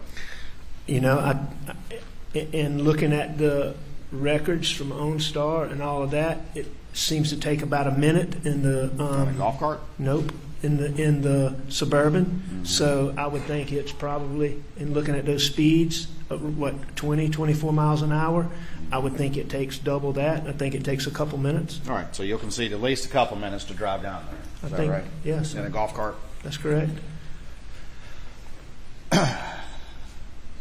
When the kennel video was going on, had you arrived before that? I believe that I had. Okay. How long do you think you had been there before that was going on? Not long. Because when I got there, in looking at the kennel video, you can see Pawpaw standing in the kennel. When I got there, Pawpaw wasn't standing in the kennel. He wasn't in the kennel anymore? Well, he wasn't in the kennel like he is in the video. Right. He's probably, and I don't know exactly, but I know he wasn't in the kennel. He was like in the driveway. He was fooling with Cash. He was in the driveway, but like close to the kennel, but not in the kennel like he is in the video. So the video happened after that, according to you? Video happened after I got After there? you first saw Paul? You're saying he wasn't in the kennel. When did the video happen? I believe that to be the case. Okay. After you had arrived. Is that correct? Yes. And Very shortly after I arrived, but after I arrived. all right. And did you tell Maggie at that time that you were going to go to Alameda? I did not. Did y'all discuss it at all, according to you, to these new facts you're testifying to? I don't believe so. Did you have any conversation with her? Oh, yeah. Had you had a conversation, did you have a conversation with Paul about the dogs, about Cash's tail prior to going down there? Prior to going down there?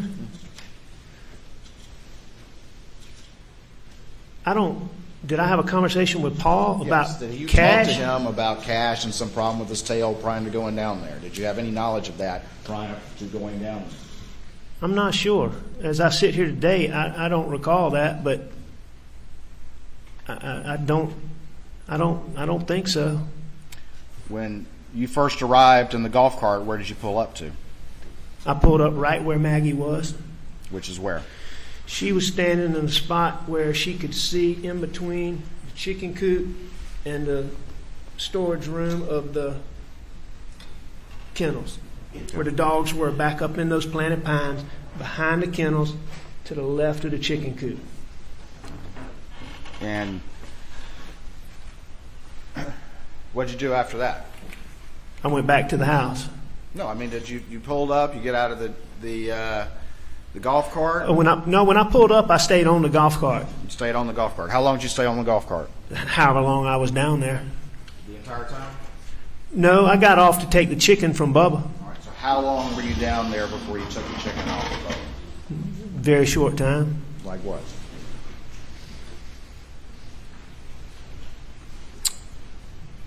Couple minutes. And what were you doing during the couple minutes before you got over there to deal with Bubba? Talking to Max. All right. And what did y'all talk about? I don't know. You don't remember? No, sir. I do know that Maggie was very concerned about Pawpaw, and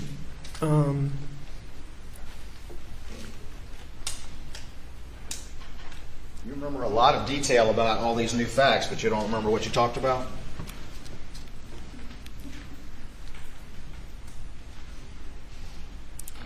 I don't remember the exact details of what we talked about. I believe that at that time we may have talked about Pawpaw, but I'm not certain. Were you withdrawing at this time? At this time, no, sir. You weren't withdrawing at all. No. I mean, I would only withdraw when I didn't have pills. And you're saying you had pills? Yes. Down there for a couple minutes, I think you've said now, before you get off the golf cart? About, yes, sir. All right. And where do you go at that point? I take the chicken from Bubba. All right. So you get up? Well, I mean, Bubba's come out there with this chicken. I mean, he's showing us, hey, I caught this chicken. And I take the chicken from Bubba. Did Bubba golf cart? He came up by the golf cart. He came up to Maggie and I, which I was on the golf cart. She's by the golf cart. I mean, he's not coming to the golf cart, but he's coming to us. Is this during the kennel video or is this after the kennel video? Well, no, you hear Maggie say he's got a chicken. Okay. That's what she's talking about is Bubba caught a chicken. All right. All right. So is the kennel video still going on before you go get the chicken? I mean, you've heard it, correct? You've heard it in this courtroom. I don't know exactly. I don't know exactly, but in close timing to Bubba coming out of those woods with the chicken, I got up and took the chicken from him. Okay. Let me ask you this. Were the dogs barking and carrying on or going out into the woods or acting like they sensed somebody was around that they didn't know? Were the dogs acting like there was somebody around that they didn't know? Yeah, like dogs do. No. No, they weren't. There was nobody There was no around that the dogs didn't know. Okay. Dogs didn't, to your indication, sense anything out of the ordinary. They were just chasing after the guinea. There was nobody else around All right. Good. for them to sense. You've heard the kennel video. Would you agree with me that it lasts for about 50 seconds? I agree with that. So it would have ended around 8:45 and 45 seconds. Would you agree with that? I do agree with that. Did you have the chicken out of Bubba's mouth at the end of the kennel video, or did it take longer than that? You know, I can't remember exactly when in the video he came up with the chicken, but I would have had the chicken out of his mouth within 10, 15 seconds of Maggie saying he's got a chicken. All right. And so then what did you do? I put the chicken up. All right. How long did that take? Did you get out of the golf cart to do that? I did. All right. And you had to go walk to where it was? Well, yeah. I mean, a few feet, but I did that, yes. All right. So how long did that take? I mean, Seconds. we're at 8:46 now. How long did that take? Seconds. Just seconds? All right. And what did you do after that? Got back on the golf cart. And what did you do after that? I left. You left. Now, Just did I jumped leave? on the golf cart and left. Well, that's what I was getting ready to say. Did I get on the golf cart and leave that second? Probably not. But did I get on the golf cart and leave very quickly after that? I did. Okay, yeah, I think you testified yesterday. I got out of there. I did. Why'd you get out of there so quick, Mr. Murdaugh? Because it was chaotic, it was hot, and I was getting ready to do exactly what I didn't want to do. You were getting ready to do what you didn't want to do. That's correct. Yeah. I was getting ready to sweat. I was getting ready to work. I went back to the air conditioner. So did you say goodbye, according to your new story? Did I say goodbye? Yeah. Did you talk to them at all, or did you just get the chicken, put it on there, jump on there, and just take off? I wouldn't have just gone off. I mean, I would have said, I'm leaving. Okay. Did I say goodbye or bye? And again, go ahead. I mean, there would have been some, there would have been some exchange. I'm not staying here. Well, what was that exchange? I mean, you've had such a photographic memory about these new stories. What happened here? That's not, I can't tell you the exact words. You don't remember your conversation after you put that chicken up. Did y'all talk about the chicken? No, I don't think we did. Did you talk with Paul about Cash's tail? After the chicken? Yeah. No, I know I didn't do that. Did you tell Maggie I'm going to go check on him? At that point, no, I don't Did you think tell I did. Maggie, it's hot out here, think I'll go back? I certainly would have said something to that effect. All right. So, unlike everything else with the new story, you just can't recall what that would have been. Well, I mean, you're making that categorization. I think there's other things about that I can't remember. But if the question is, can I remember exactly what words I used when I gave Maggie some salutation when I'm leaving, I can't tell you what those were. All right. But it would have been something to the effect of, I'm leaving. All right. Okay, but you would concede that there was at least some conversation, that you wouldn't have just put the chicken on there and ran back to the golf cart and taken off, correct? Without talking to Maggie, I would have never done that. All right, so let's, you want to say a minute? Does that sound about right? A minute for what? To have just whatever interaction it took for you to then, according to your new story, drive back to. No, sir. It wouldn't have taken me a minute. It would Not have a minute. been. It would have said. It would have been. I'm leaving. I'll see you in a minute. Okay, so 30 seconds. I don't think it would have taken 30 seconds, but I mean, I'm fine with you using whatever time you want to apply. Well, but I don't think I'm it just would have asking taken that about long. real life here and how people interact with one another, Mr. Murdaugh. I mean, so what you're telling this jury, I call you're fuzzy on these kind of details, is that you jetted down there, you dealt with the chicken, and jetted right back. No, sir. No, sir. I didn't jet down there, and I didn't jet back. I got up after Maggie asked me to leave. After Maggie asked me to go with her, and I didn't. I got up. I went and got on a golf cart. I drove down there. I did what I did. I said I'm leaving or something to those words, and I went back. All right. Well, if it's about 8:46, if the kennel video ends at 8:45 and 45 seconds, and it's about 8:46, we at least concede that maybe it was about a minute before you got on that golf cart and headed back. Just reasonable real life. Maybe. Yeah. I mean, I don't think it was that long, but maybe, sure. All right. So. But I don't think it was that long. I mean, All right, well, how long exactly do you think what it I was, thought Mr. was going to be Murdaugh? going on at that kennel, why I didn't want to go there to begin with, is exactly what was going on. Yeah. Well, I get that. Again, And I left. are these also convenient facts in your new story that have to fit with the timeline now that that evidence has been thrown in your face? No, sir. Does that sound like real life to you, that you jet down there and jet back, Mr. Murdaugh? Mr. Waters, as I just told you, I didn't get on my golf cart and jet down there. I didn't jet back. The reason why you have to be Hang so on now, fuzzy Mr. about Waters. these Just a second. details. Mr. Waters, hang on. Just answer before another question is presented. Yes, sir. I'm Just a answering your moment. question. Just a moment. Are you responding to the last question? Yes, sir. I'm responding to your question, and you're using words that I'm not using. And that's your Do you agree categorization. I'm entitled to ask my questions to you, sir? Absolutely. Okay. And I'm going to answer them. All I'm saying is I'm taking issue with the manner in which you're changing what I'm saying. So you And disagree this is a new story? You disagree with that characterization? yes, this is the first time that this is being told openly. And you disagree to my characterization that you've got a photographic memory about the details that have to fit now that you know these facts, but you're fuzzy on the other stuff that complicates that. You disagree with that? I do disagree with that. I think that I have a good memory about a lot of things on this. How about this? We got the kennel video ending at 8:45:45. So just to take care of the chicken, put it up. I was going to say 8:47, but somewhere around there. I think you said somewhere around there.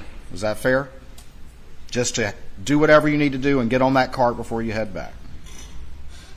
The kennel video ended at 8:45, In 45 seconds. 8:46. It certainly could have been 8:47 before I left out of there. Okay. I think it was sooner than that, but it could have been. All right. That's 60 seconds. And 75 seconds, correct? After it ends. If it ends at 8:45 and 45 seconds, it's a minute and 15 seconds. You characterized it yesterday as I got out of there, right? That is exactly what I did. All right. So if we're at 8:47, I think you said, giving you the benefit of the doubt, it's 2 minutes to get up back to the house, correct? Approximately. All right. And when you got back to the house, where'd you park the golf cart? Same place I'd gotten it from, right where Mark Ball testified that it was. All right. And what door did you go in? I would have gone in the front door. And if you left around 8:47, and it took about 2 minutes to get up to the house, What time would that make it, Mr. Murdaugh? If I left at 8:47, and if it took me 2 minutes, that would make it 8:49. 8:49.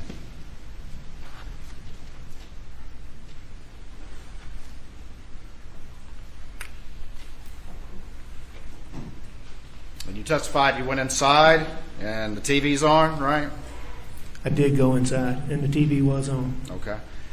And you laid down, is that right? I did. All right. Before you said you'd been napping for an hour or so, or napping that entire time, but now you laid down on the couch? That's correct.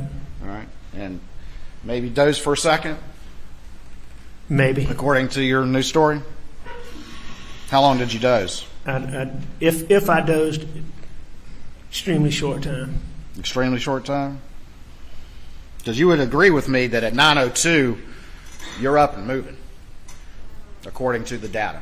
I agree that according to that data, my phone's recording steps at whatever time it is, 9:02 something. How long did it take you, if you were at the house at 8:49, how long before you went and laid on the couch? I would have gone straight to the couch, probably. I may have gone by the sink, or I may have gotten a spit cup, but it would have been basically straight to the couch. Straight to the couch. Yes, sir. And you're telling this jury that that's what happened, and you were back at the house at 8:49, and you lay down on the couch and dozed for a second, and then you were up with more steps in a shorter time period than you had done all day. Well, I mean, your number is 8:49. What I'm telling this jury is that I went down there, and when I took that chicken from Bubba, I would have said something to Mags. I got back on that golf cart, and I drove back to my house. After getting back to my house, I went inside, and in short order, I went to the couch. That's what I'm telling this jury. Did you go anywhere else in the house? Mr. Waters, I can't tell you specifically about that. I don't think so, but I may have. Did you have that tan blackout and a 12-gauge shotgun on that golf cart when you drove down there? No. You didn't? No. Did you see them when you were down there? No. No. So we got you back around 8:49, and you're leaving at 9:02, correct? And you didn't see any weapons down there. You just happened to be back there. You didn't hear anything at all. Did you hear anything at all, Mr. Murdaugh, during that time period? No, I did not. You didn't? Didn't you tell law enforcement that you thought you heard them pull up? Didn't you tell law enforcement that? I did think they had pulled up. All right, so that was that. You did think that? Yes. All right. So now you're saying there was a car pulling up? No. You didn't testify to that yesterday, did you, in your new version of events that No, I don't. construct? Mr. Waters, I don't believe there was a car pulling up. Okay. But that's what you told law enforcement, didn't you? No, I told law enforcement that I thought they had pulled up. All right. But you're saying you couldn't hear blackout shots, supposedly, but you could hear that, correct? I didn't say I couldn't hear blackout shots, but I'm saying that I thought when I got up from taking a nap, if I took a nap, but when I got up from laying down, as I was getting ready to go to my mom's, there was a point in time where I thought Maggie and Paul had come back. You also told them that you thought you heard a wildcat, but maybe it was a person or something like that as well? No, that's not what I said. What did you say then? I said when I went outside that there's a house cat that's gone wild, and he hangs around. He goes from hanging around the shop, goes from hanging around the house, different times. You might, and there'll be times you don't see him. And he had been around the house. And when I went outside, I believe that cat was over there. Okay. And you made a point of mentioning that to law enforcement. I never thought it was a person. All right. But you made a point of mentioning that to law enforcement, correct? In the course of discussing it, I did tell them that. But you never told them all this new story that you've constructed in light of this trial. Is that correct? I did not tell them that I went to the kennel. I lied about that. And at the same time, you also looked at this jury and tried tried to tell them that you had been cooperative in this investigation? Other than lying to them about going to the kennel, I was cooperative in every aspect of this investigation. Very cooperative, except for maybe the most important fact of all, that you were at the murder scene with the victims just minutes before they died. Right? I did not tell them that I went to the kennel.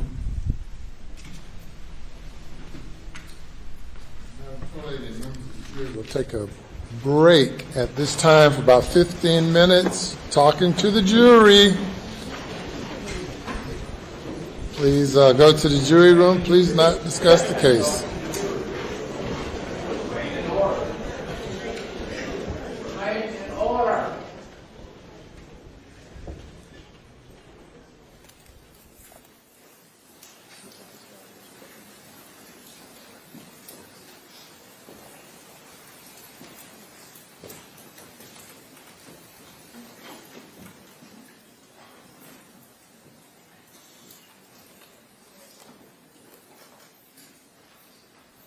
Step down. Please do not discuss your testimony with anyone during the break. We'll be in recess for 15 minutes.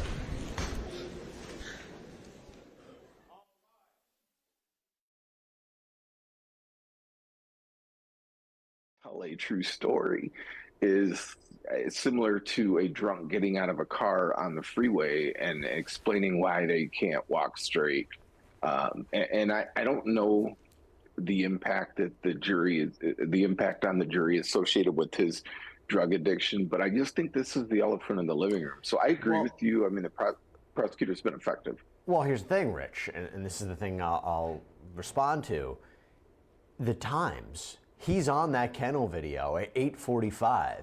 The data suggests he's moving, as you heard, at 9:02. Whatever he remembers or doesn't remember, what he says he doesn't say, he's now not denying that that's him, and everybody said it's him. So now it places him in this kind of limited time frame, because the other suggestion would be someone was waiting for him to leave to kill Paul and Maggie. Why they didn't want to kill him would be a separate question, and he just said, you know, he didn't hear anybody around there. Now, again, taking aside whether he doesn't remember details, he doesn't, it's the data that I think is going to be critical here. Right. The two most important pieces of evidence for the prosecution in this trial are, number one, now admitted that Alec Murdaugh lied about his whereabouts on the night of the murder, lied about being at the kennels. Number two, the timeline. The timeline has been in the benefit of the prosecution from the beginning. Towards the end of the prosecution's case, they really ramped it up, and Creighton Waters is killing Alec Murdaugh right now on the timeline because it doesn't make any sense. He says he was down there at 8:45. There was nobody else around, he says. The dogs weren't acting weird. There was nobody else. He got on a golf cart. He went back. He didn't lie down on the couch and go to sleep. He didn't have any time to. He got back up. We're going to hear that he shortly left to his mother's, but he didn't hear anything. He didn't hear any shots. It doesn't make any sense that he could have gotten to the kennels, out of the kennels, back to the property and off the property in that tight a timeline without seeing any of what happened. The mysterious 5'2" assassins that they now say were running around the property. And Jamie, look, the point I think that is strong here, that if he had never lied, so if he said, yeah, I was down with them at the kennels, and then the video comes out and confirms what he said, that he was down there, but then left, this would have been a very different story. I think if you look at that and say he never lied, but the prosecution still doesn't have the murder weapon, they don't have the kind of forensics, they don't have an eyewitness, they have the two different guns, they have all these different suggestions, this would have been a very different case. It seems it's Alec Murdaugh's own words that are the worst thing against him in this case. Jesse and Richard, listen, I'm playing devil's advocate here to some degree. Clearly the prosecutors have brought a case that is reliable and has some sustenance. What I'm suggesting to you, and Jesse, you just touched on this, we have two different murder weapons. Neither one of them have been recovered. And They're clearly, I mean, it's, if we're going to speculate, let's speculate. I mean, there was this issue going on with the young woman who died, unfortunately and very tragically. And, you know, people that were very sincere about trying to hold people accountable for that death. So again, guys, I'm not, you know, I'm playing devil's advocate right now, but what I suggest to you is that we have a drug addict who is under extreme stress. We have no murder weapon. We have really no motive. And you know, and you know, they've I wouldn't say they've created a motive. That, you know, the motive is that supposedly he wanted to distract, you know, from his own situation. What I would suggest to you is, father, and I don't know if you guys are, that's a reach for me.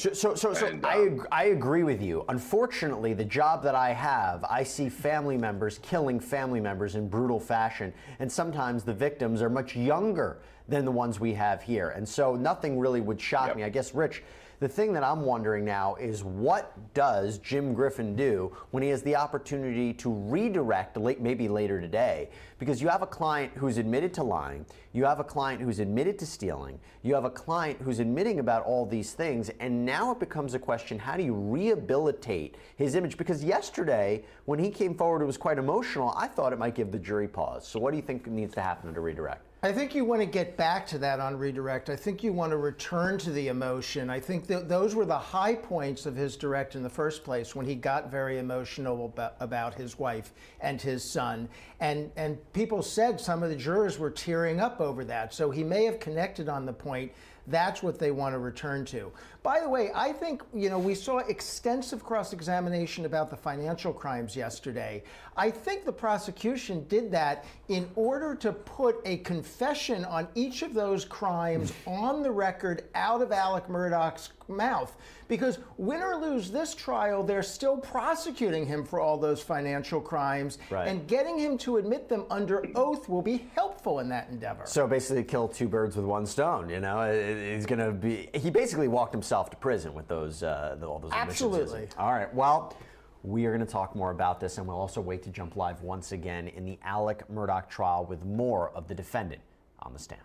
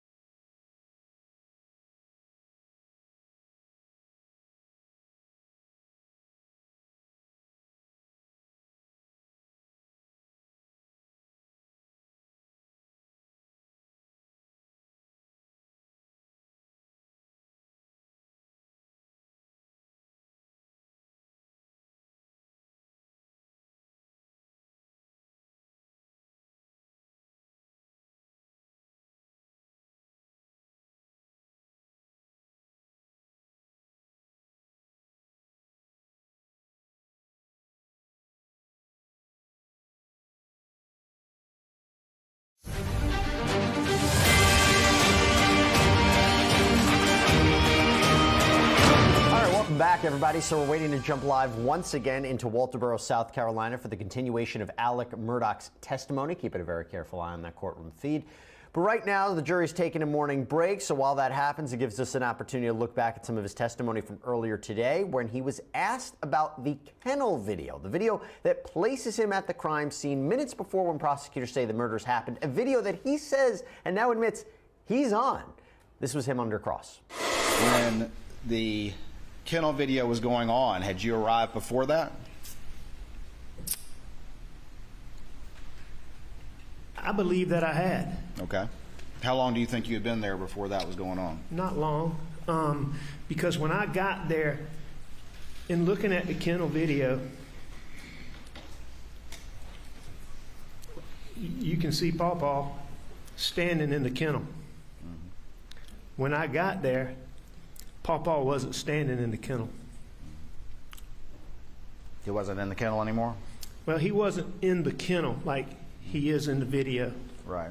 He's probably, and I don't know exactly, but I know he wasn't in the kennel. He was like in the driveway. He was fooling with Cash.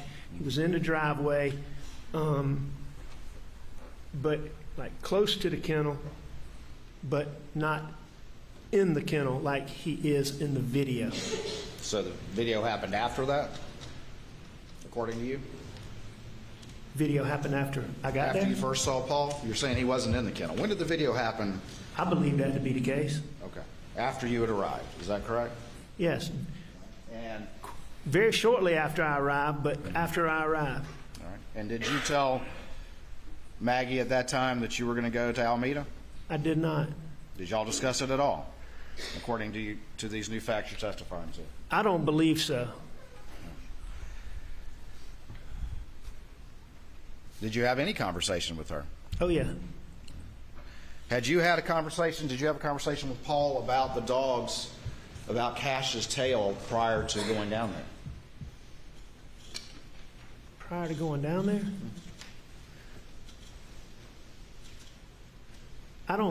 Did I have a conversation with Paul about Yes. Did you Cash? talk to him about Cash and some problem with his tail prior to going down there? Did you have any knowledge of that prior to going down there?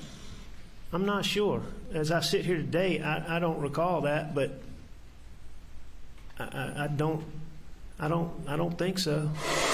Okay, so Jamie, as we wait to jump back live, you had made the point that it's kind of hard to ask him what he remembers and what he doesn't remember. He might not be the most reliable narrator, given the drug substance abuse issues that he was talking about.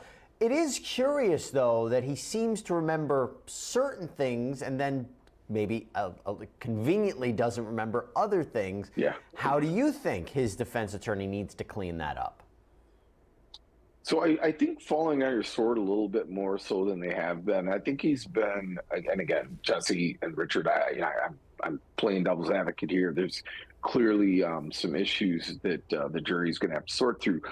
But I think falling on your sword to more of a degree, they always say that the lawyer is their own worst client, right? And this guy is a very legendary, talented attorney in his own right. And I think that maybe just conceding that you don't know everything that occurred will be helpful to him in the jury. Because to your point, Jesse, saying I know exactly what happened here, but at the same time relying on some sort of excuse that you were intoxicated and you were going through this lifestyle, they're inconsistent.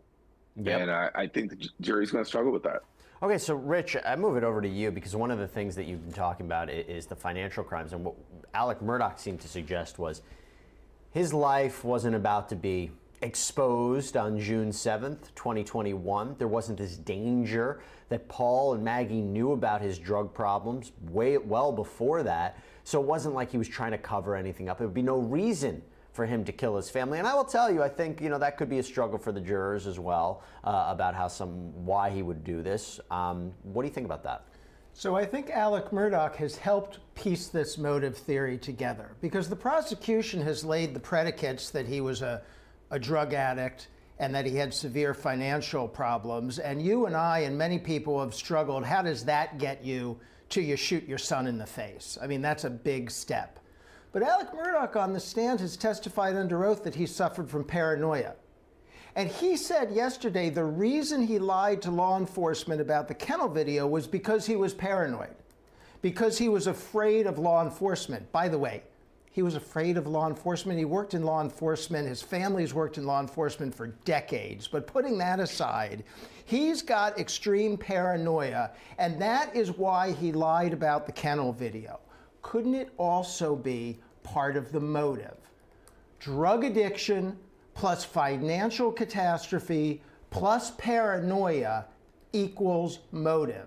That, to me, is a formula that might carry the day.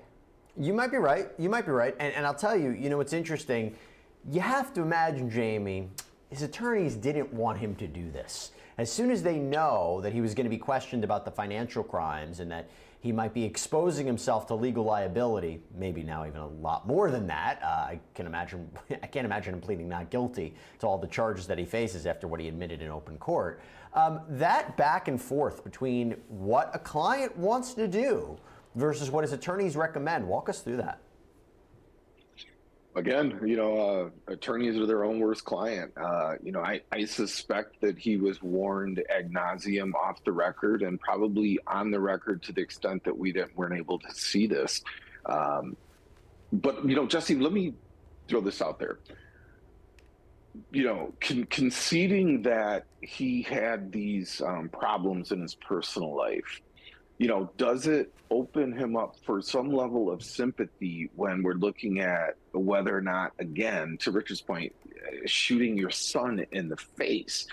I think that the alternative is to sit silent, which I probably would have recommended that he do, but the alternative is to sit silent, and the jury has to kind of sort through this ambiguous, I don't want to say ambiguous, but this theory of the prosecuting attorney.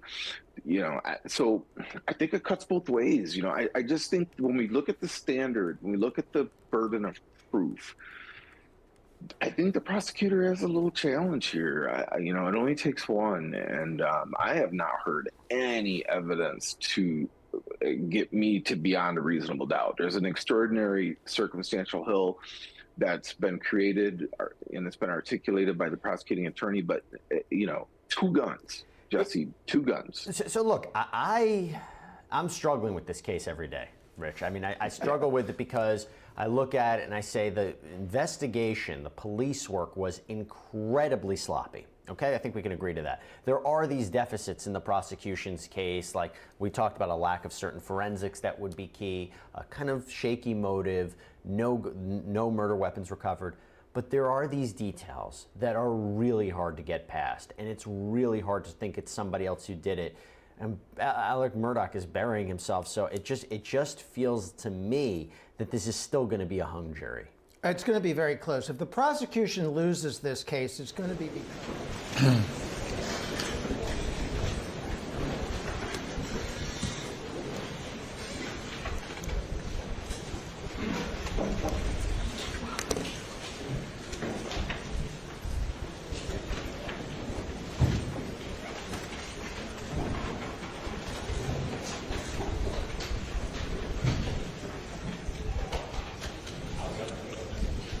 I remind everyone in the courtroom that there is to be no reaction to the testimony.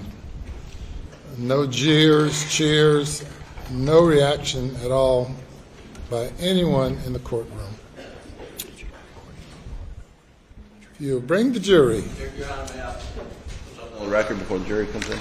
there will be an opportunity to put something on the record. If it's regarding an objection, it can be done later.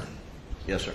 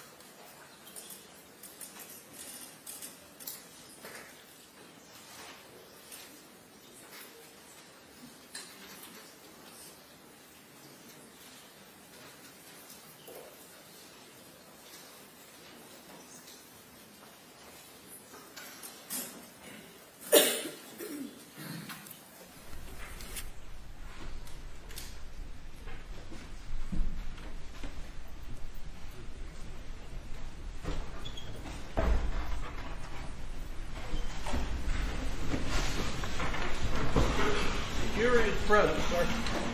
Thank you. You may proceed.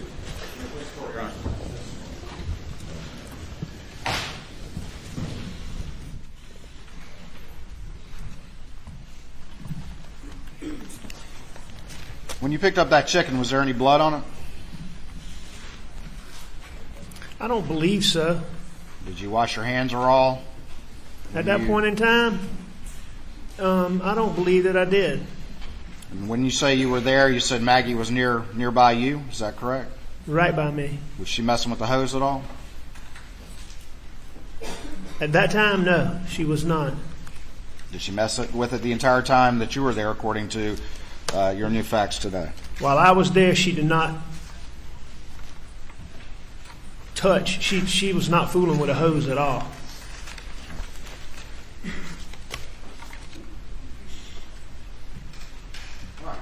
I'm going to move this thing along.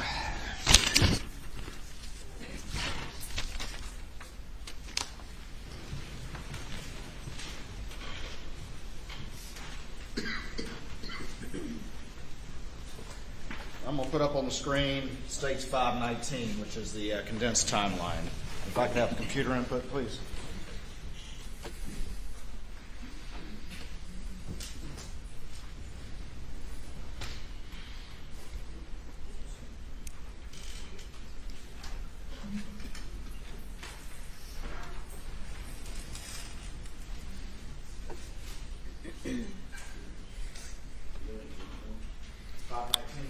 The condensed timeline, Mr. Griffin.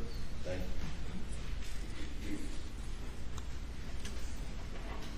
you. Coming out all right. You see that up there, Mr. Murdaugh?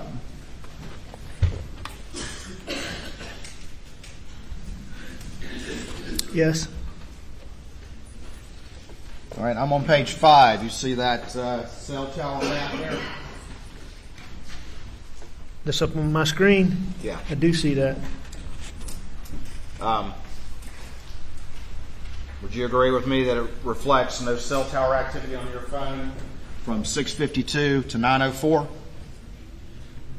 I do agree with that. Let me ask you this, Mr. Murdaugh. Did you take your phone with you down to the kennels, according to the new facts that you're testified to yesterday and today? I must not have. You must not have. If this is accurate, no, sir. Is that typical for you? Sure it is. It's Absolutely. typical. Okay. Tell me why that's typical. If and when I'm going now, it would be unusual if I was going out for any extended period of time, or if I was going even on the property. If I was going somewhere for an extended period of time, I would usually have my phone. But for me to go knowing that I'm going to the kennel and coming right back, that's not unusual at all. I mean, you've heard the testimony about the service out there. The service is terrible. You have to be in a particular spot. Right. And you have to find a spot. So the answer is you don't know whether or not you took it down there And I believe that I probably didn't based on this data. based on this. But unlike your photographic memory about other things, you don't remember whether or not you had your phone on you. Mr. Waters, I've never claimed to have a photographic memory, but I do not specifically remember if I had my phone that night. I do not dispute it based on this data, and that's not unusual for me. Just like you don't remember, according to your new story, the last conversation you had with Maggie. No, I remember having my last conversation with Maggie. Looking at this screen, you have the map up there. We're on page 6, and it shows you arriving back at Moselle at 6:42. You don't dispute that now, is that correct? No, that's what this data appears to show. And looking at the data, moving on to page 7, you have Paul arriving about 7:04. Is that correct? You don't have any reason to dispute that? Well, that's what it says. He arrives at 4147 Moselle Road, which is the address of the shop. The house is 4157. I believe that Paul actually got there a little bit before that, but I think that's approximately accurate. I think Paul got there a little bit closer to 7 o'clock. You would agree that that's the earliest data point that reflects his presence in Moselle? If that's what the records show. You don't dispute that? I don't dispute that if that's the earliest data point. But again, I believe he got there a little bit earlier. And I tried to look at these records to see if I could, if that could be refuted. And I believe he got there a little closer to 7 or a little bit before 7. Yeah, that's a good point. You looked at these records a lot before you had your testimony yesterday and today, didn't you, Mr. Murdaugh? I've looked at these records other than the OnStar records that just came when they were provided to me. Sure, I've looked at them. Right here, we have some steps on your phone, 29 steps. And then down at the bottom, we have 89 steps. Is that consistent when you and Paul were together on the property? I mean, sure, we would go to different locations on the property. Sometimes we would get out. Sometimes we wouldn't. We'd get out and walk around. We'd look at stuff. We'd do things. For example, you saw me messing with the tree. There'd be other ones. We may get out and look at a feeder. Maybe other ones we get out and look at hog signs where hogs are rooting. So it would be perfectly consistent with what Papa and I were doing that day.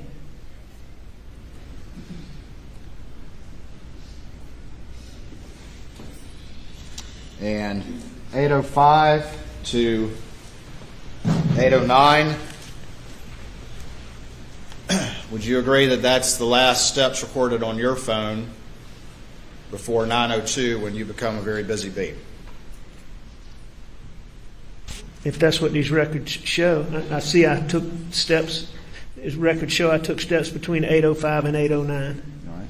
So would you concede then that you're at the house around 8:09? I would have thought so, yes. Okay. And you said Paul was already back at that point? No, I said just the opposite. When did he get there? All right. You talking about when I left the shop and went to the house when Maggie was there? Yes, before you ate dinner. No, as I said earlier, Paul and I were at the shop. Maggie got home. I left Paul at the shop and I went to the house. I think you were saying that I said I met Paul at the house, and that's incorrect. Paul was still down at the shop when you were at the house, correct? When I first went to the house, Paul was still at the shop, I believe. All right. And was Maggie there when you arrived at the house?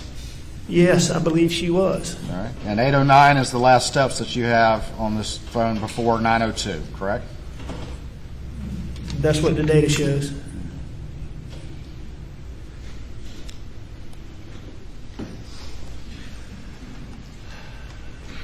Looking now at page 15.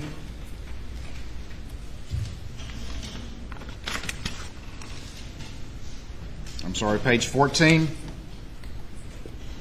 Your steps that you say when you got to the house is 8:09 and Paul was still down at the shop. But don't these records reflect that Paul is pinging with GPS data at the house at 8:08? This record appears to show Paul at the house at 8:08. All right. So those records don't fit with your new story that you testified yesterday and today. Is that correct? No, I don't believe even right now, Mr. Waters, that that's right. I'm not saying what you're doing is you're taking 8:09 and saying that I'm at the house.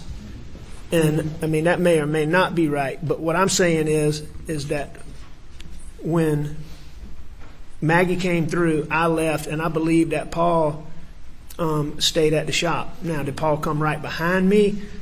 I'm not sure, but when I left him, I believe that when I left to go to the house, I believe that Paul stayed at the shop for a minute. When you got to the house, did you put your phone down? I'm sure I did. Did you put it in the car, in the Suburban?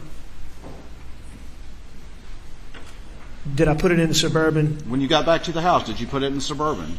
Was the Suburban parked out front? The Suburban would have been parked wherever I parked it. Which is where? I believe on the side. Okay. And did you put your phone in the Suburban? At that time, no, I did not. Where'd you put it? I'm not sure where I put it. You're not sure about that either, huh? No, I'm not sure. When I went in the house, I'm not sure where I put my phone. I would think that I put it down somewhere, probably by the couch. Didn't you testify yesterday when you were being asked by your lawyer about that pause at Alameda when you were leaving, and you had a very specific recollection of your phone had fallen down in the crevice and you had to pick it up and get it out? You remember testifying to that? I do. But you don't remember what you did with your phone when you got back at this point, huh? I mean, Mr. Ward, those are two distinct, different things. I'm coming in the house and I put my phone down. I don't have a routine spot that I put it in right on this corner or right there. You know, yeah. I would assume that when I went in the house, I put it somewhere either on the table you go by, going to the couch. I may have taken it to the bathroom. When I took a shower, it may have taken me a few minutes to go to the shower. So I can't tell you exactly where I put it. That console story is an awful specific recollection when you need it to try to make the new story that this jury's hearing and everyone's hearing yesterday and today with the data, correct? But you're awful fuzzy on far more important things, aren't you, Mr. Murdaugh? Which question? Here, I'll answer the first one first. No, I don't believe that's convenient, and I disagree with your categorization of the description. All right. But you remember the console story, but you don't remember where you put your phone, whether or not you took it down to the kennels, whether it was in the, you put it in the Suburban. Don't remember any of that, but dadgummit, you remember that console story, correct? Well, I don't remember the console story, but, you know, in that Suburban, and it's not the first time that it happened, but when that phone got down there, you had to go to great efforts to get it out, and you couldn't just reach over there and get it out. All right. You say when you got to the house that Maggie was already there? Yes. Okay. And we saw your last steps were at 8:09? Well, that's what you saw when this data recorded my last steps, but as you heard this testimony too, Mr. Waters, you know, that's not a precise, that's not a precise, you heard the testimony, you know what it is. Well, how did you get back to the house? Remind us. From the shop? Yeah. I went in a white pickup truck. Went in the white pickup truck? Okay. And when you got into the house, where did you go? We've already discussed this. I took a shower. Whether I did things for a moment before I went to the shower, I'm sure I talked to Maggie because she'd been gone. And if she came through the kennel, which I believe she did, we only talked briefly, so I would have talked to her, but I would have quickly gone to take a shower. Okay.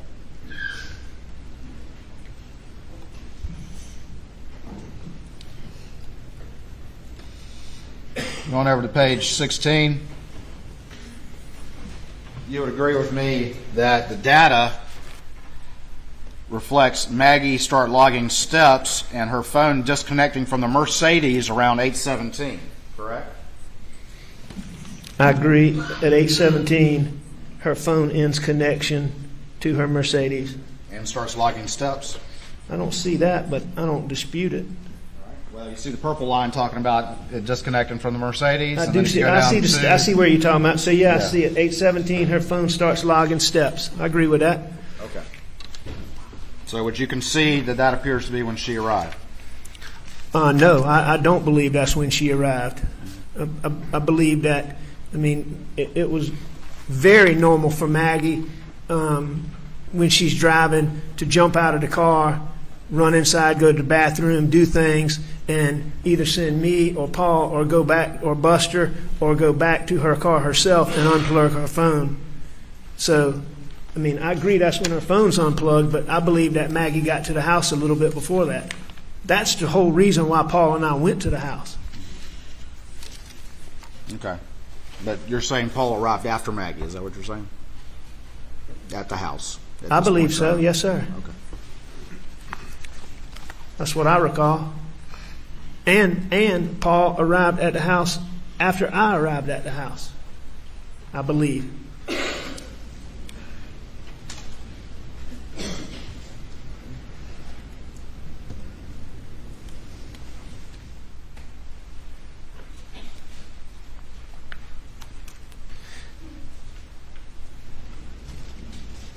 And if Paul got to the house around about that same time, he wasn't inside with Maggie and I when I went to get to the shower. So you say if Paul got, he wasn't inside with Maggie and you?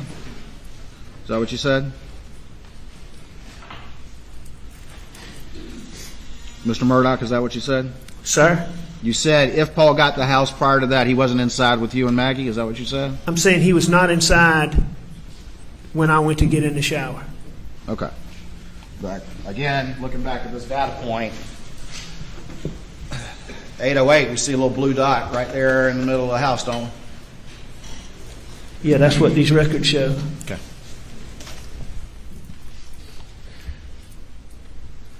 And it also shows that circle that folks testified to, what the range of what it could be within. So, I mean, it clearly could be. Look at that circle. Look at what's right in the middle of that circle. Almost like somebody drew a circle around the house, don't you agree? Yeah, I do. But also in that circle is where you would park a truck if you pulled up. All right. So, you know, and I'm not saying that he wasn't in the house at some point in time there. But when I went to get in the shower, he wasn't in the house. And he very easily could have been there and been parked in the yard. All right.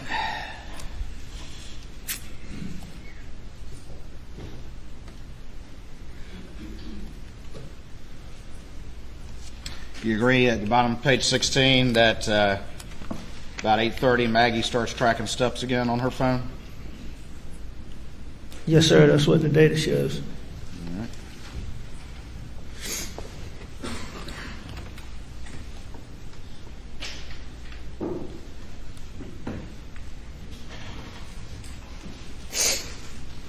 Oops, hit the wrong button. And you would agree with me that about 8:38, Paul's phone shows him back up at the kennels. Well, yes, sir. I agree that at 8:38,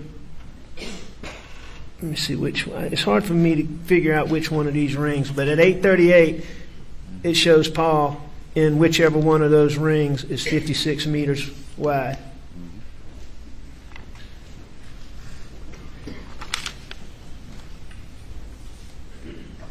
And I have no reason to believe he wasn't at the kennel.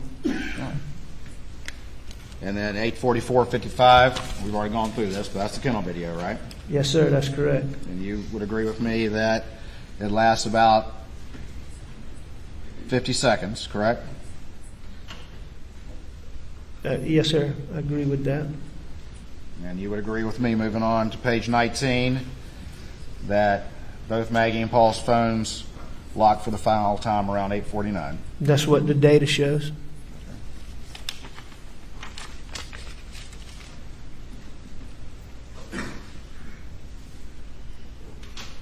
After that, you agree that Maggie's phone around 8:53 shows some steps being taken? That's what the data shows, yes, sir. Data doesn't show who's carrying it, but that's what it shows. Is that correct? That is correct. All right. And then you would agree with me that from 9:02 to 9:06, your phone finally comes to life and starts showing a lot of steps. I do agree with that. What were you doing? I was getting ready to go to my mom's house. Getting ready to go? I thought you took a shower already. You were just laying down on the couch. What all you need to do to get ready to go to your mom's house? I mean, there wasn't anything to get ready in that aspect, but I was getting ready to go. I was preparing to leave. Doing what? I don't know if I got up, went to the bathroom. I don't know. I can't tell you exactly what I was doing. And that's far more steps in a shorter time period than any time prior, as you've seen from the testimony in this case. So what were you so busy doing? That's Going to the bathroom? no, I don't think that I Get on a treadmill? went to the bathroom. No, I didn't get on a treadmill. Jog in place? No, I didn't jog in Jumping place. jacks? No, sir, I did not do jumping jacks. What were you doing, Mr. Murdaugh, for those 4 minutes? Preparing to leave for my mom's house. What? What does that mean? I mean, you're in the front room on that couch where you say you laid down. The Suburban's just right outside. What all are you doing? I don't know if I got up and went to my room, went to the gun room. Went back in the... Doing what? You've been so clear in your new story about everything. What were you doing during these 4 minutes? I disagree with your assertion about every detail. I don't recall. I know that I was getting up and I was leaving. I was going to check on my mom. But specifically what I was doing, I don't know.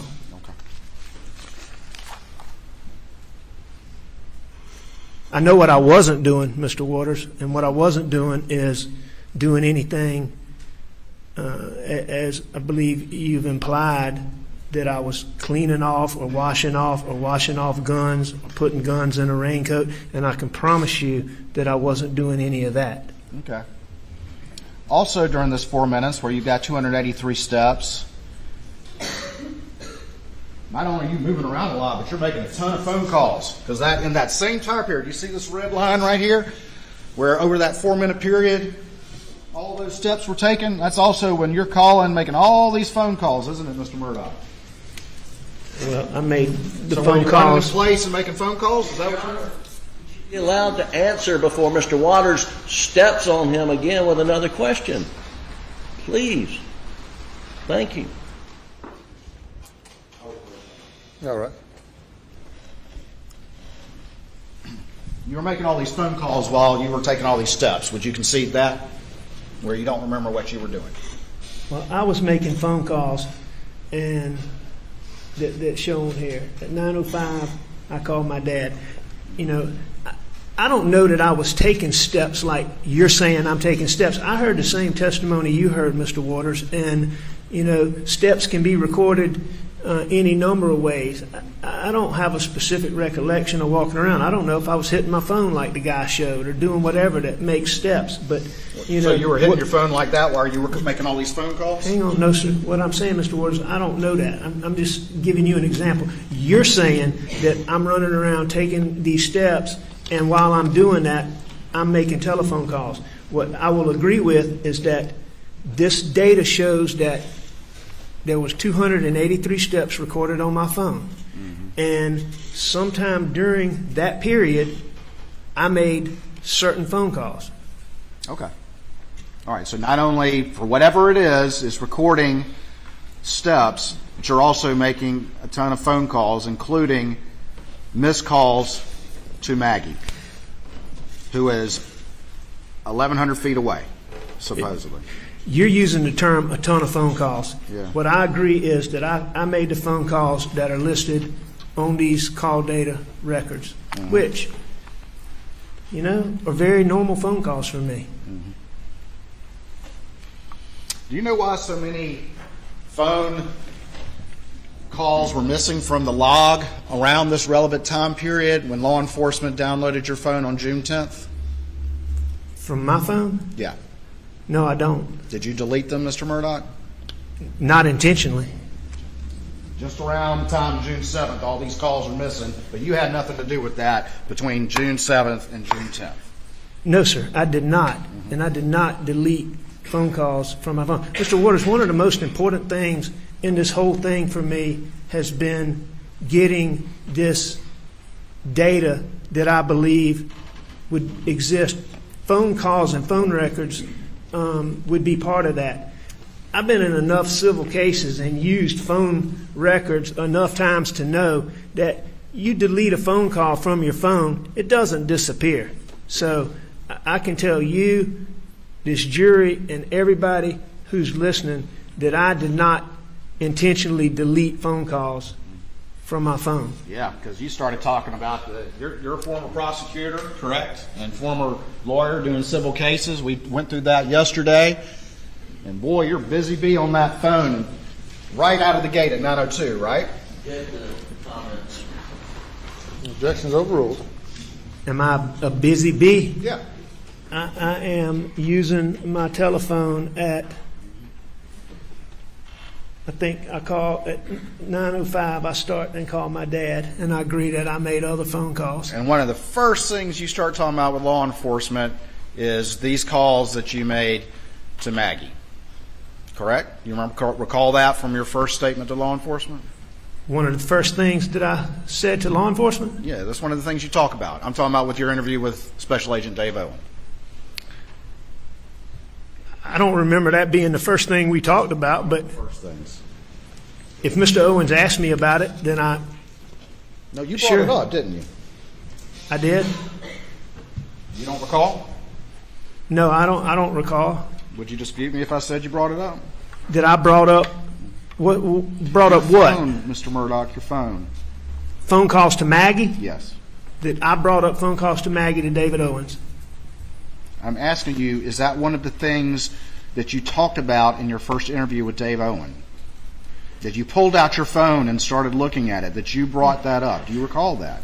Well, but that's not what you asked, Mr. Owens. You asked me, was that the first thing that I talked to him about? And that was the discrepancy. I certainly don't dispute that Mr. Owens and I talked about phone calls. Yeah. But that's not what you said, so just to be clear. Well, the real reason, Mr. Murdaugh, is that you as a lawyer and prosecutor are up at 9:02, finally having your phone in your hand, moving around and making all these phone calls to manufacture an alibi. Is that not true? That's absolutely incorrect. So that's just another circumstance and coincidence in this particular case. Right around the time that you lied to law enforcement about maybe one of the most important facts in the case. Comment before the question. It is an absolute fact that I am not manufacturing an alibi, as you say. How do you remember so much detail about everything else, but you don't remember what you were specifically doing to generate 283 steps while you're making all these phone calls in the same 4-minute period? I remember unequivocally, without any doubt, with as clear a mind as I could have at any time, that I never manufactured any alibi in any way, shape, or form, because I did not and would not hurt my wife and my child. So why So can't I you know remember for a what fact you were doing? that I never, ever, ever created an alibi. Why don't you remember what you were doing when you were so busy for this 4-minute critical period? I do Other remember than what I was doing. Other than I was getting ready to go. Well, because that's what I was doing.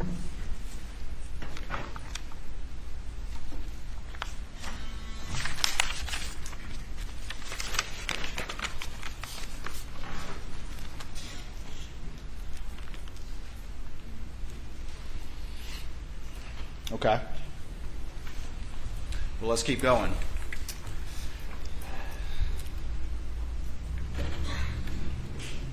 You made those calls to Maggie in that 4-minute period. You had just seen them a few minutes ago when you say you went down there and came right back. Why didn't you just take that quick little left 1,100 yards away and stop by? See why they didn't answer the call. You're obviously wanting to get in touch with them. Why didn't you go down to the kennels that were so close by? There was no reason to. I mean, Making multiple missed calls to Maggie, and she's so close. And there's a driveway right there. Why do you not just go down there and say, hey guys, I'm heading over there? it wasn't important to do that. Me making those phone calls is simply me letting. I believe I called Maggie, and I believe I called Paul, but that's simply me just letting them know that I'm leaving for a minute. I'll be back. The fact that they don't answer is not unusual at all. Now, it is odd. It is unusual that they never call me back.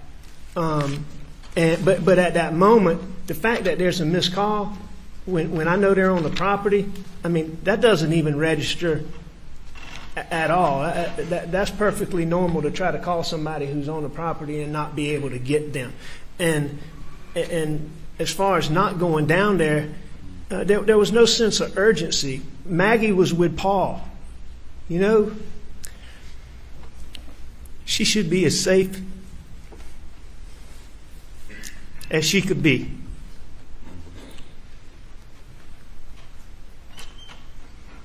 as she should.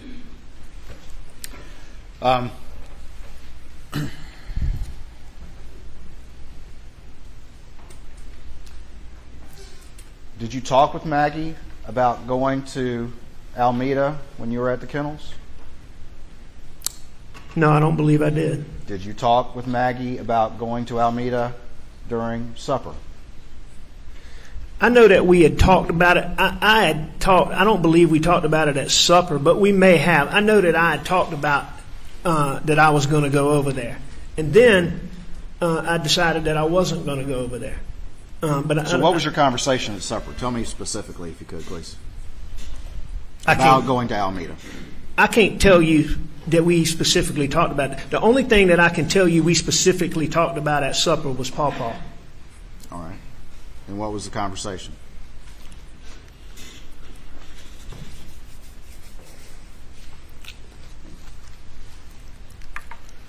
Maggie was just concerned. Paul had been having, for a young person, Paul had been having high blood pressure. And he's very resistant to go to the doctor.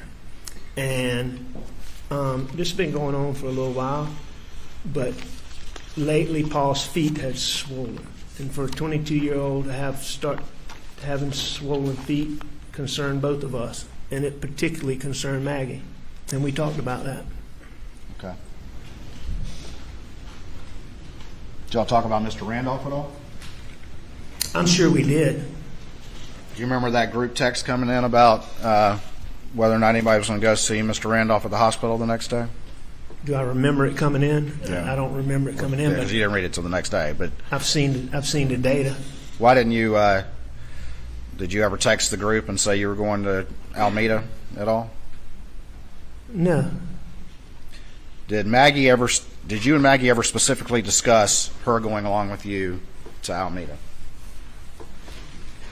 I don't believe that we did. I know that there was a point in time where I said Maggie might go, but it's highly unusual for Maggie to go and visit just my mom. That whole situation, it just made Maggie sad, and she didn't like to go. So I don't believe that we did, but I do acknowledge that at some point I said she might go for some reason. You told law enforcement on multiple occasions that, first of all, Maggie was planning to stay at Edisto the night of June 7th, correct? I did say that. All right. And you also said that you came to find out that she came home of her own accord, correct? You told that to law enforcement. Is that true? She did come home of her own accord. That she decided on her own to come home because she was worried about you. Isn't that what you said? I did say that, and I believe that to be the case. All right. But since despite what you told law enforcement, we've since seen the text that you actually called her and asked her to come home on the night of June 7th. No, sir, that's not correct. That's not correct? No, sir, that's absolutely not correct. All right. So you heard your sister-in-law, Marion, testify to just that fact of a conversation she had with Maggie, but you're saying that's not true? I don't believe that's what Marion said. All right. And your defense put in this exhibit, Exhibit 107, where Maggie texted Blanca and said, Alec wants me to come home. I've seen that. I agree with that. Is that it up on the screen? Oh, I've got the wrong input here. I'll just hold it up. You've seen this text? I have seen that. Mr. Waters, the only dispute I have with what you're saying is you're saying that I called Maggie and wanted her to come home. I always wanted Maggie to come home, and I would have talked to Maggie about coming home before she ever left to go to Charleston and to Edisto. And I can tell you this, and I didn't realize this at the time, but I realize it now, that Maggie was already undecided about, now I didn't know this, but Maggie was already undecided about staying at Edisto. I can promise you that, because Bubba and Grady were in their kennels, as y'all well know, that night. That day. If Maggie was certain that she was spending the night at Edisto, at a minimum, Bubba would have been with her, and probably both dogs would have been with her. It was very unusual for her to spend the night anywhere without one of us or those dogs. So you're that saying, tells me that when she left that morning, she was already seriously thinking about coming back. So you're saying that you never called her and had a conversation that day asking her to come home, specifically on the night of June 7th, 2021? Maggie and I had a couple of phone conversations that day. What I'm telling you is that before she left, no, I don't believe we had a phone call about that. We may have discussed it during the phone call, but I didn't make a phone call to her to ask her to come home. I had already told her I wanted her to come home. I always wanted her to come home. You heard Marion say that too, that I always wanted Maggie with me. Maggie thought enough of it to talk about it with Marion, didn't she? The fact that I wanted her to come home? Correct. Well, sure. I mean, that's what Marion said. So you're denying that you called Maggie and specifically asked her to come home that night? I didn't make a phone call to Maggie to ask her to come home that night. I asked Maggie to come home long before she ever left. And I probably asked her again each time I talked to her, but I didn't make the phone call specifically for that, as you're saying.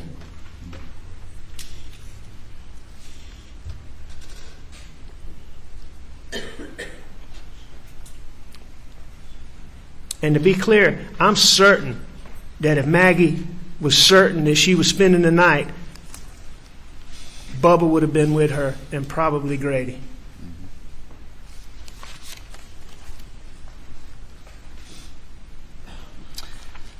All right.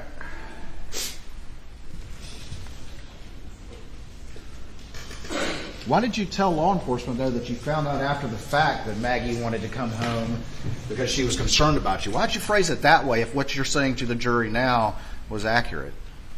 Why would you phrase it that way? Because I believe that to be the case. That you found out afterwards, but now you're saying you knew. No, I'm saying I found out afterwards why she came home, Mr. Waters. Okay.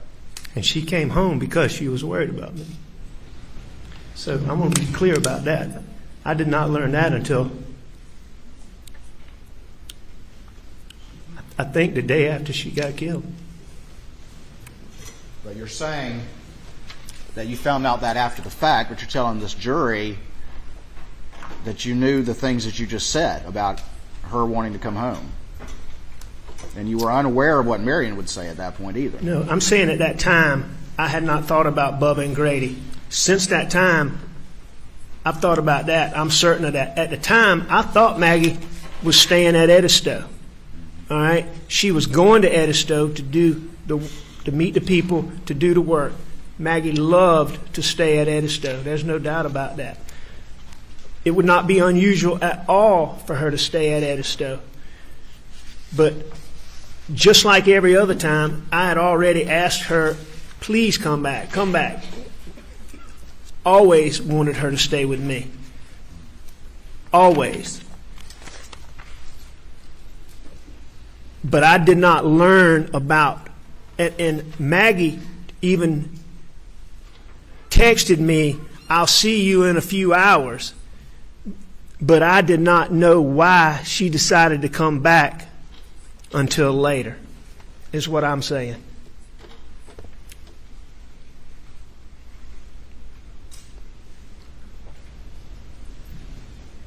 And I learned it from Blanca. Blanca actually showed me the text that she sent her talking about being worried about me.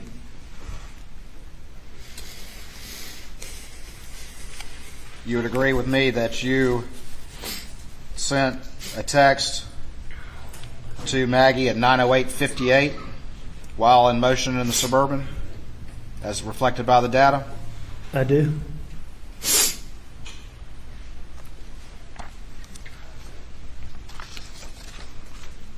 Which was because I couldn't reach them by the telephone, and I wanted them to know where I was.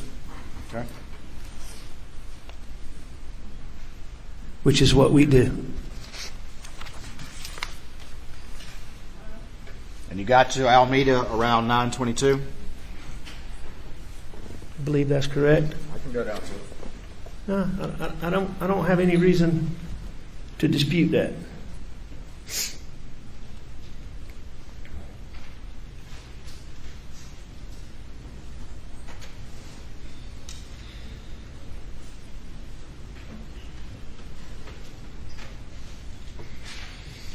Made some more phone calls along the way. I did make more phone calls along the way while I was riding. Called Chris Wilson. I did call Chris Wilson.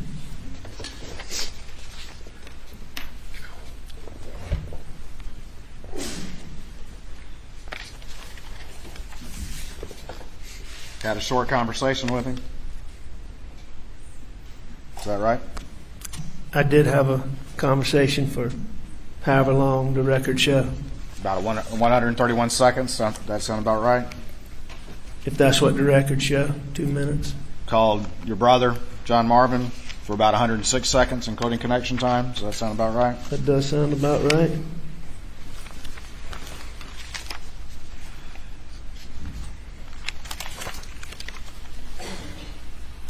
Arrived at 9:22. Does that sound about right? It does.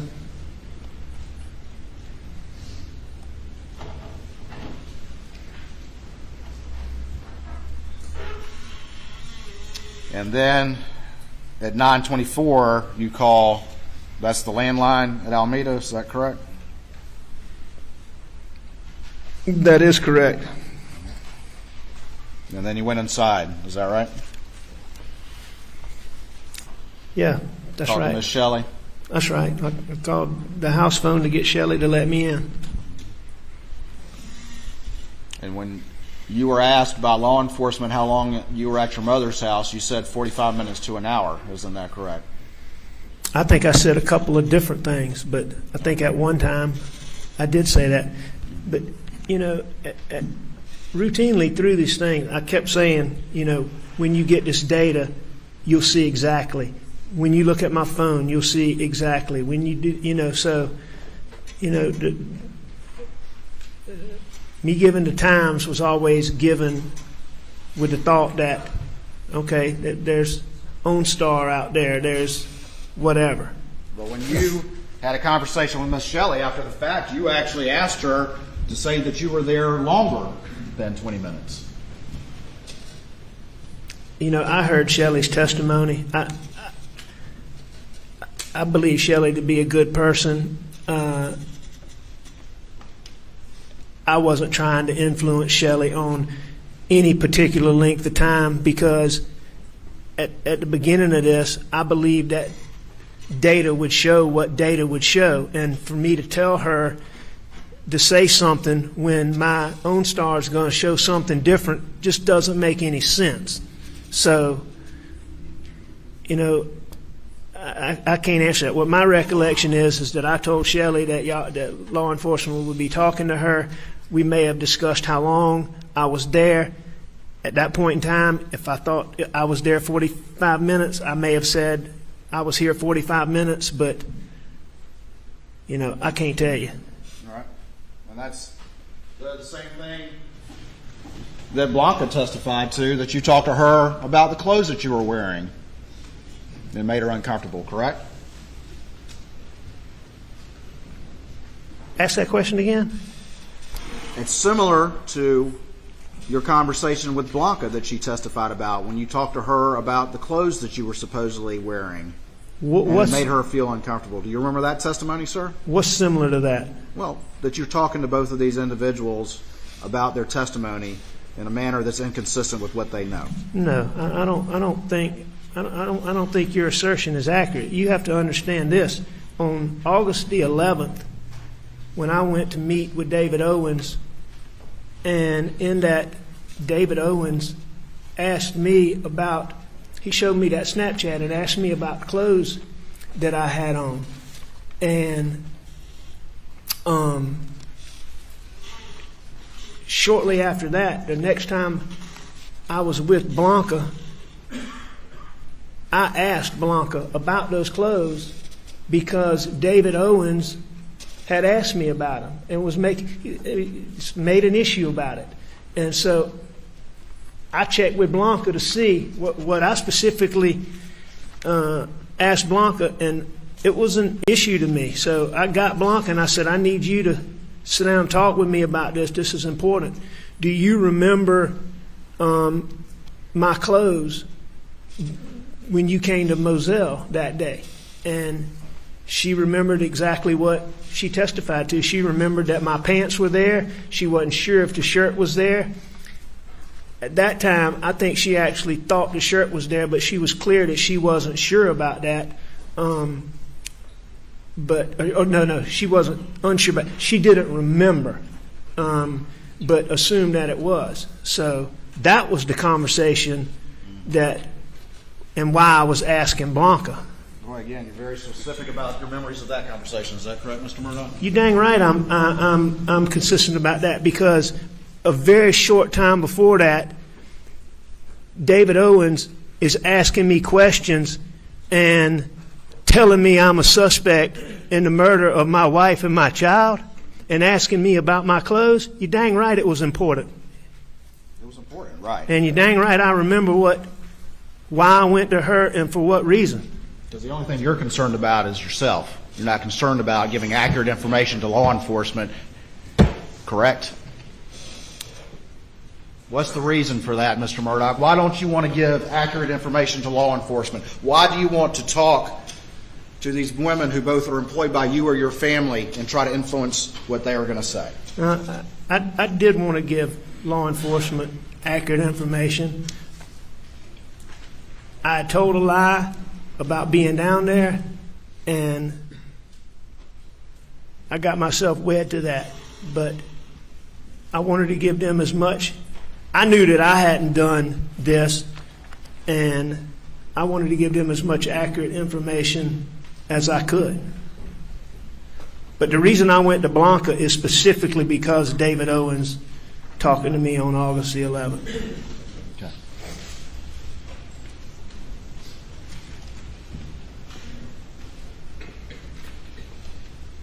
You can see that you're underway about 9:42, heading back.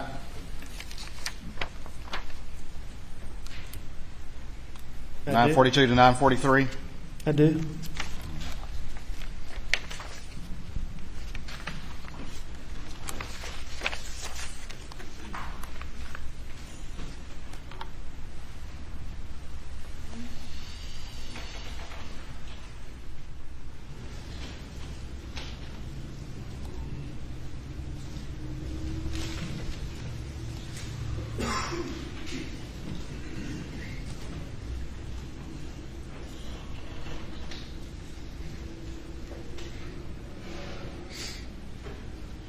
Turned on Moselle about 10:01.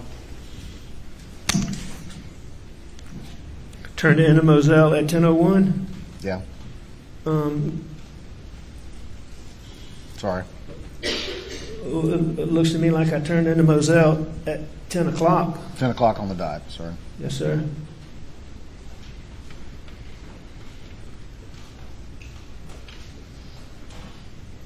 At the house at 10:05.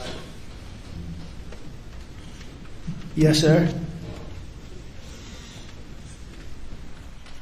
then that's when you went back to the kennels after you came back from Alameda, correct? I went to the kennels after I went to the house. I went from Alameda to the house to the kennels. And we got to the scene. You got out of the car, according to what you told law enforcement repeatedly, and went and checked the bodies, correct?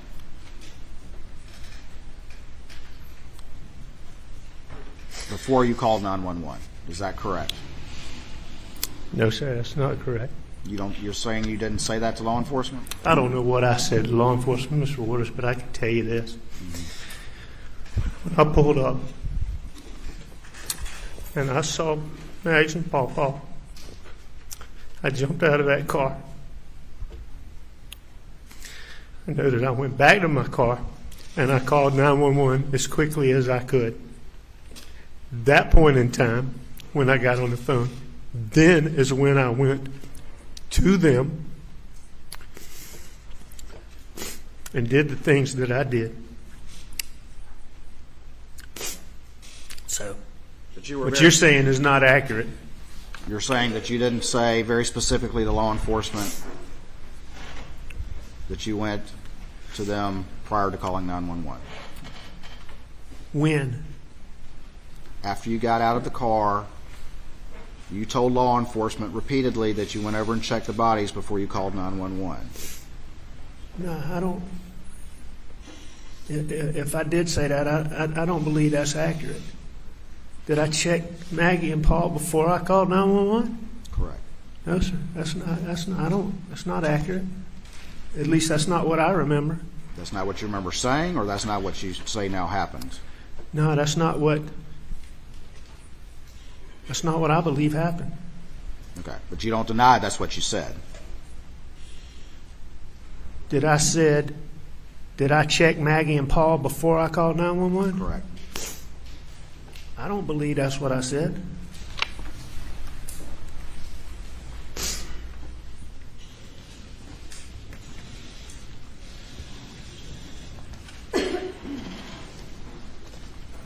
Now, I know I checked them, but I don't believe I checked them before I called 911.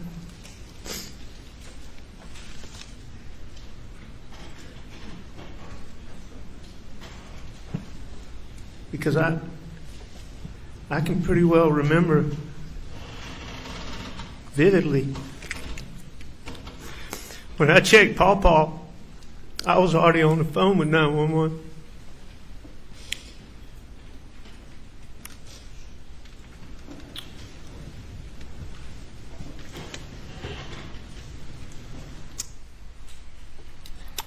Looking at this data,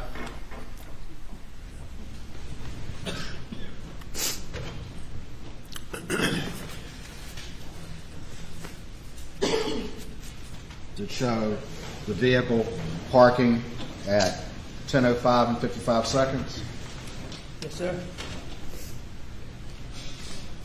and 10:05:57. The Suburban arrives at the kennels. You agree with that? I'm sorry, say that again, Mr. Waters. At 10:05:57, it shows the Suburban arriving at the kennels.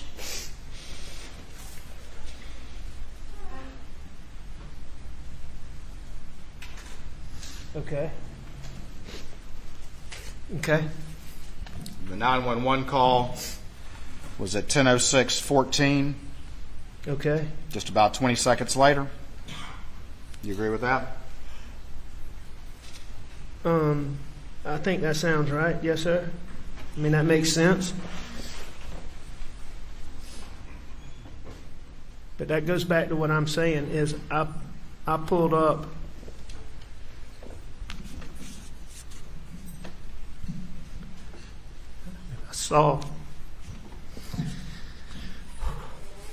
I saw them, and I know I jumped out of my car.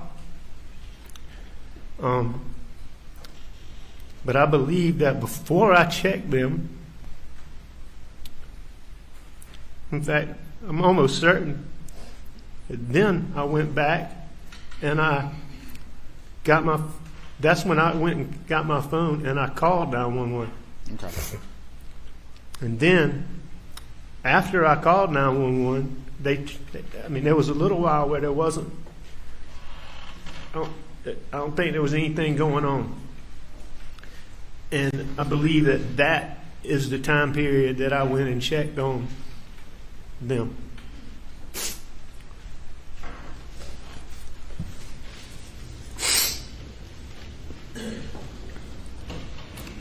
I don't want to belabor this point, but what you're saying here today, now that we have this data, that's not exactly how you expressed it to law enforcement in your prior statements. Is that correct? No, sir, I disagree with that. Okay. I totally disagree with that, Mr. Waters. Will you point to what you're talking about? Sure.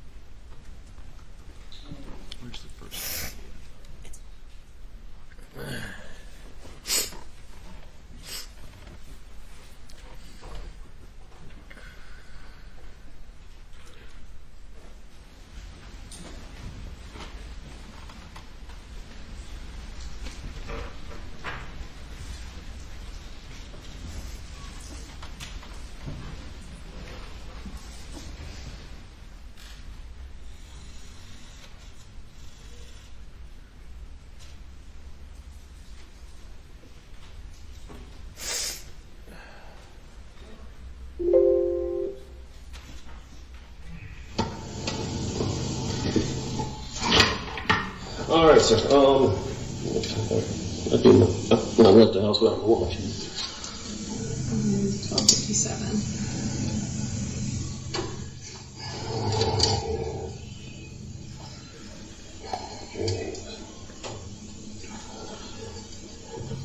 All right, Mr. Murdaugh, state your full name for me, please. Richard Alexander Murdaugh. And spell your last name so we get it correct. Murdaugh. All right. And you go by Alec? Yes, sir. And date of birth, Mr. Murdaugh? May 27th, 1968. And a good phone number for you. 803-942-1227.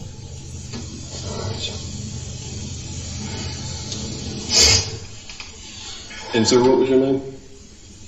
Yeah, Danny Henderson. Okay.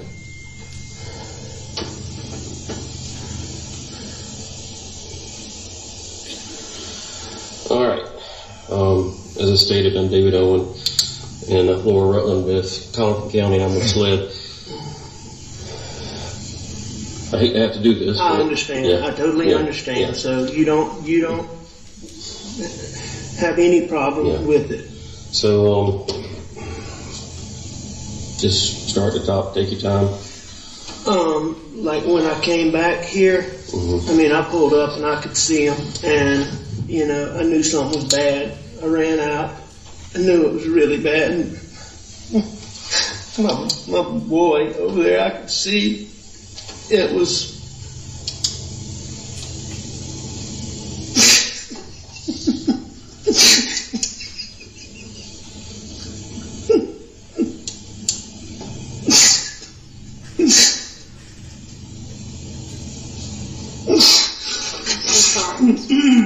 And I could see his brain almost.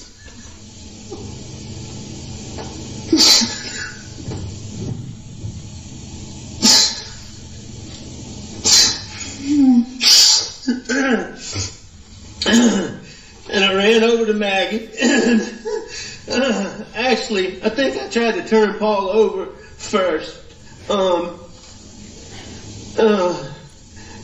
I tried to turn him over, and I don't know, I figured it out. His cell phone popped out of his pocket. I started to try to do something with it, thinking maybe, but then I put it back down really quickly. Then I went to my wife, and I could see.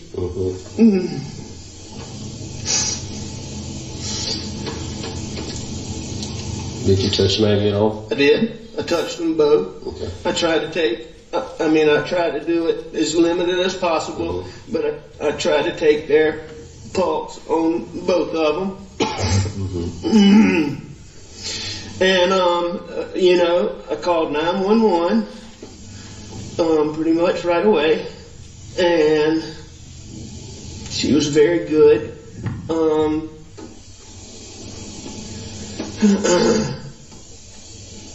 I talked to her. I told her I was going to get off the phone to call some family members. I did that.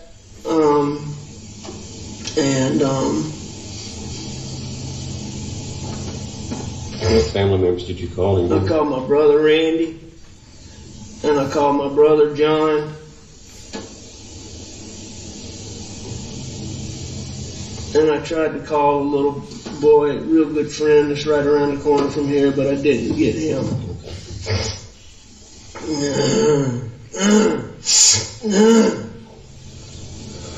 That person you didn't name, that was Rogan, the little boy right around the corner. Is that who you're talking about?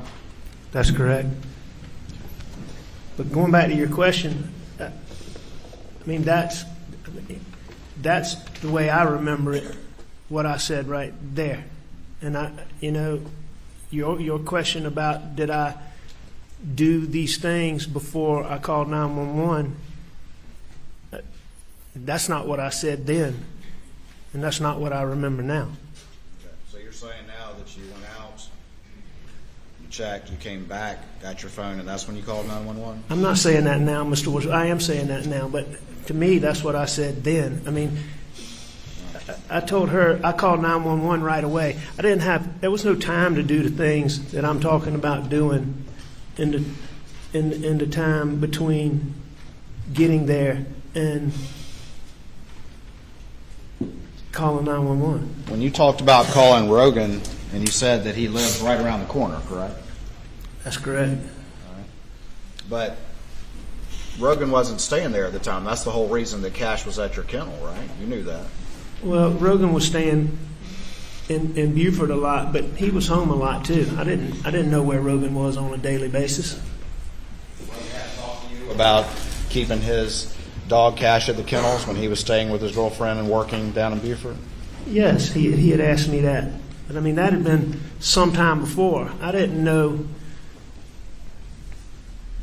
You're making a big deal about this, Mr. Waters, but that particular night, I didn't have a clue where Rogan was staying or not staying. I was trying to find somebody to come out there with me. I'd called Randy, I'd called John, and Rogan was the next best alternative. Okay. And Rogan is so close. I mean, Rogan, of all these kids that you've heard, Rogan, Gibson, I mean, Roro is like a Rogan. You prefer when I call him Rogan, is truly like a son to Maggie and I. And he was such a good friend to Buster, and he was such a good friend to Paul. And you've been through everything I have. You'll see that 2 weeks or 3 weeks prior to this, I ran out of gas when Bus and Paw weren't home. And Rogan's the person that I called to bring me gas. Okay. Nobody's disputing any that Rogan would have helped you. Let me keep playing this. Around Paul when you walked up. Blood. Anything else? I mean, there were some body things, yes, sir. I mean, like any other evidence. I know you said the phone fell out of the pocket, but did you see anything else that didn't belong or shouldn't belong or that wasn't part of Paul? No, sir, not. No, sir. How about Maggie? No, sir. You didn't see anything around them? What made you come out here tonight? I went to, my mom's a late stage Alzheimer's patient. My dad's in the hospital. My mom gets anxious when she does. I went to check on them and Maggie. Maggie's a dog lover, and she fools with the dogs. And I knew she'd gone to the kennel. I was at the house.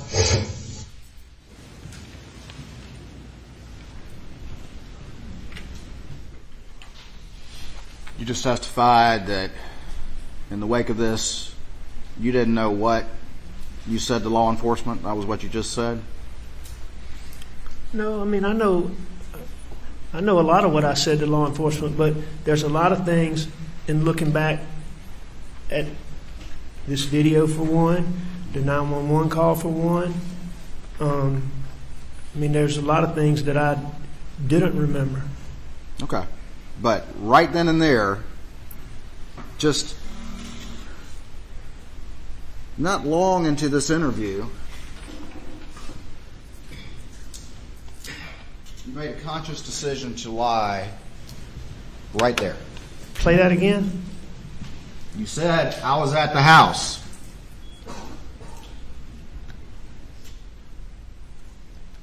And I knew she'd gone to the kennel. I was at the house. I left the house. Played. You want me to back it up some more? Well, yeah, we can keep listening to it. Anything around them? What made you come out here tonight? I went to, my mom's a late stage Alzheimer's patient. My dad's in the hospital. My mom gets anxious when she does. I went to check on them and Maggie. Maggie's a dog lover, and she fools with the dogs. And I knew she'd gone to the kennel. I was at the house.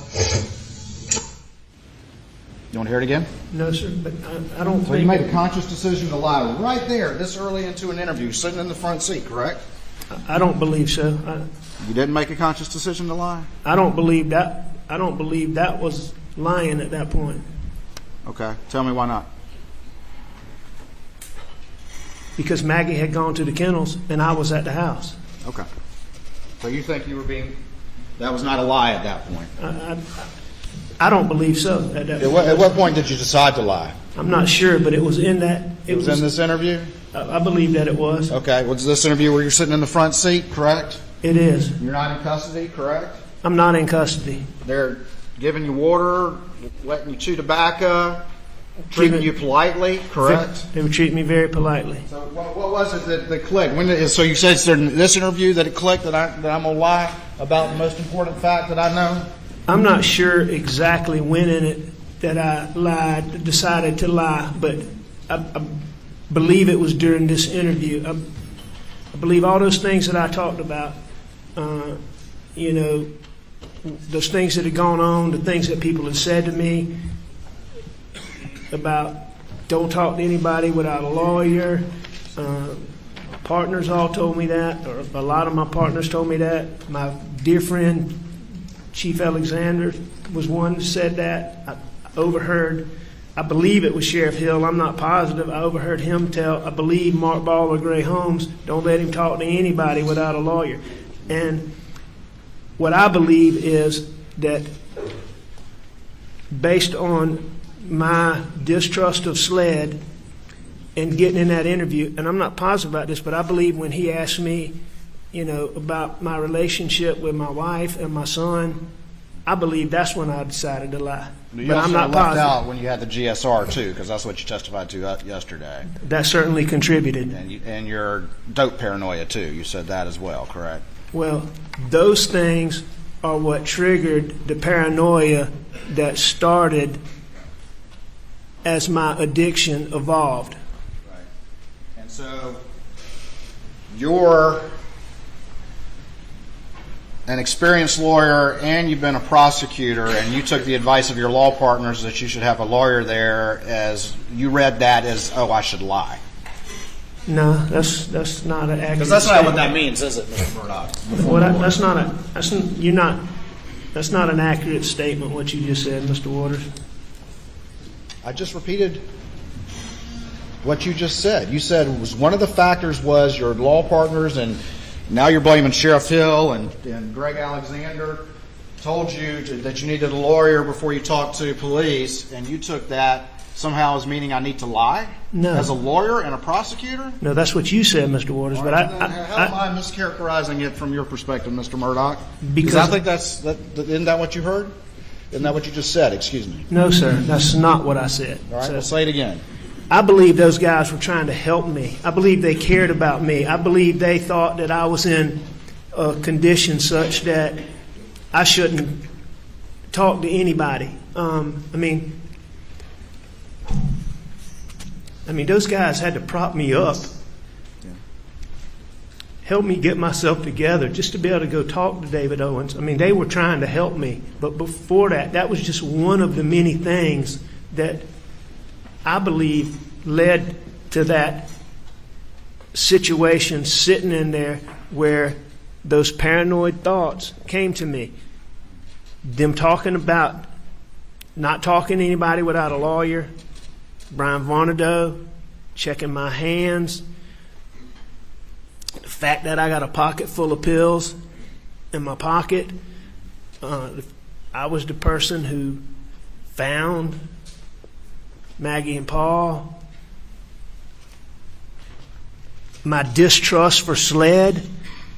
All of those factors combined and made me decide to lie. I also know him asking me about Maggie and Paw contributed to that paranoia. All I'm saying is, I'm not disputing that I lied. I'm just saying at this point, you're saying I made a conscious decision to lie here, and I'm saying I don't think I made a conscious decision right there. Okay, so it's later? I believe so. Had you already had your GSR done at this point? Yes, sir. Okay. I have. And you already talked to your law partners and and heard Sheriff Hill. Now you're blaming him and I'm not- blaming no. Chief Alexander now as well for your lies. No, sir, Mr. Waters. You just added that one. You didn't say that yesterday. You just added that one. Be given the opportunity to answer the question. Objection. You can finish your last answer. All right. Mr. Waters, I'm not blaming anybody. I accept full responsibility for what I did.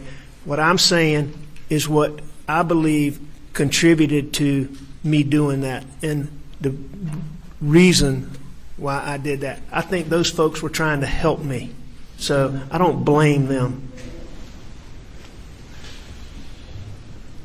I think they were worried about me. Okay. I don't dispute that, but you're saying you took that advice as I need to lie. Nah, what you're doing is you're isolating one single I'm not thing. isolating anything. I've mentioned all the factors. You've added some new ones, but I mentioned all the factors that you're blaming for No, your sir. decision to lie. That's not what you did. What you asked me is you said I took my partners telling me not to talk to somebody without a lawyer as a reason to lie. And that's an inaccurate statement. That was one of the factors that went into a series, decision to lie. hang on, Mr. Waters, a series of events, all right, that caused me to have paranoid thinking, all right, and then I lied. All right. But at some point it happened during this interview that you crossed over. You're saying that you came into this interview intending to be fully disclosing to everything, and something happened in this interview that sent you over the edge, and you said, hey, let me lie about the last time I saw my wife and child alive, supposedly, according to me. I certainly didn't go into that interview, I believe, intending to lie. Mr. Okay. Waters, I wasn't capable at that point in time of planning anything or thinking through anything. So somehow during this interview, all of a sudden those senses came to you to plan and do that. When I got to thinking in that paranoid way, that normally, as I said, I mean, I could take a deep breath and make it go away. I never had a situation where it lasted more than a matter of seconds. That night, after all those things had happened, it didn't go away in a matter of seconds. And I decided to lie. Those are the clothes that you ultimately gave to Dave Owen, is that right? Those are the clothes I gave to David Owens. At what point did you be able to chuck the pills you say are in your pocket? When did you do that? When I was in my bedroom. When you're in the bedroom? Yes, sir. Where'd you put them? I'm not sure where I put them, but ultimately they would have gone in my suitcase. So that's when you did it? Do you have a specific recollection of that? No, I don't. I just know that I took them out of my pocket.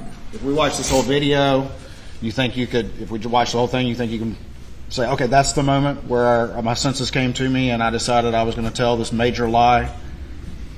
I don't know that it happened like that, but I mean, I may be able to tell you some things that contributed to it. We watched the whole thing. Yeah, we've heard that.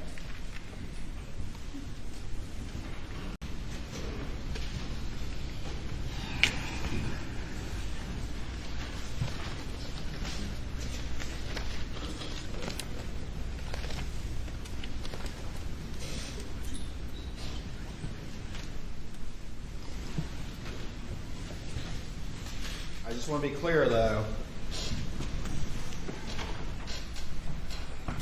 At least on this one, at some point during this interview, when you were able to plan your lie about this event, and you made that decision. Obviously, but it wasn't what we just played. It wasn't yet. It was some point after that.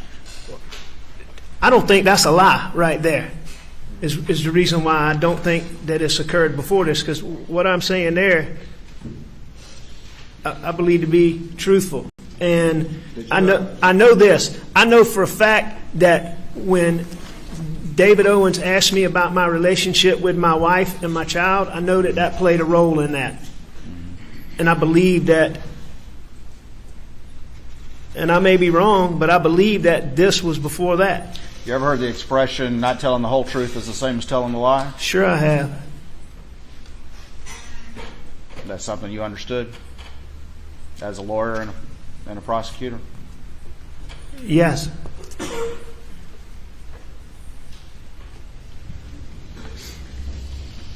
All right.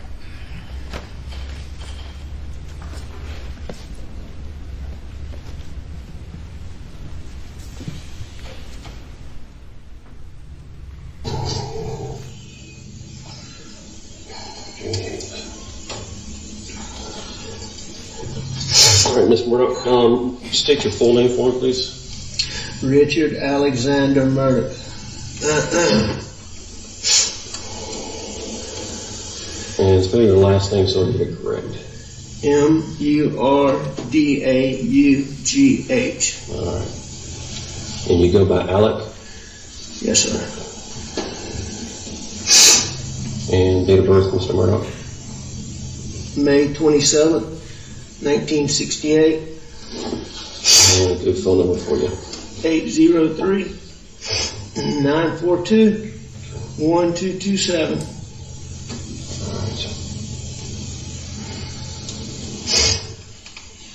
And sir, what was your name? Yeah, Danny Henderson. Okay.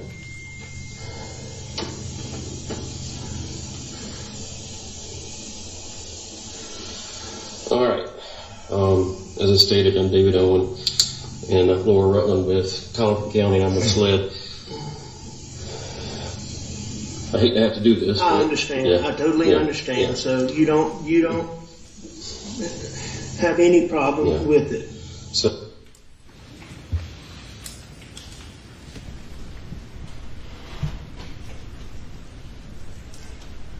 You hadn't decided to lie right there, correct? I don't believe so. You told David Owen that you understood that he had to ask questions and you do what you need to do, correct? That is what I told him.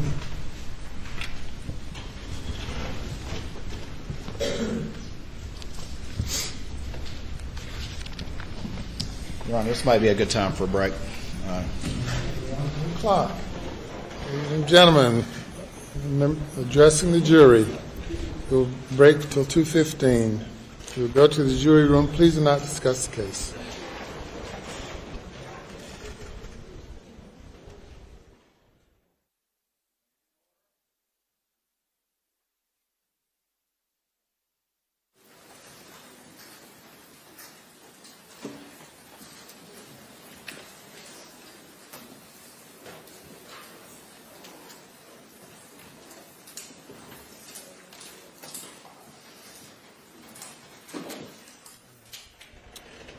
Mr. Murdaugh, you may step down. You're not allowed to discuss your testimony with anyone during lunch. And Mr. Griffin, we'll address whatever matter you want to place on the record when we return. Yes, sir. One second for everybody. All right, 1 second before everybody moves. So I guess everyone can be seated.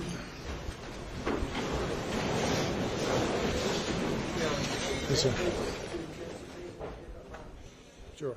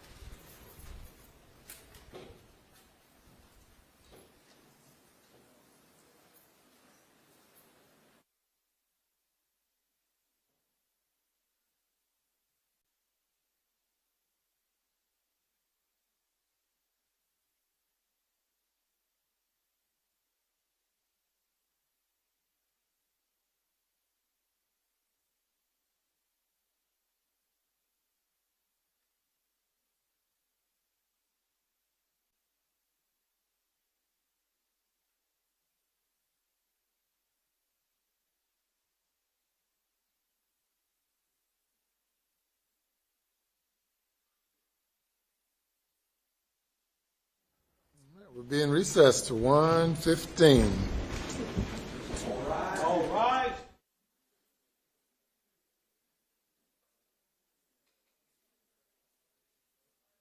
I know I'm exhausted.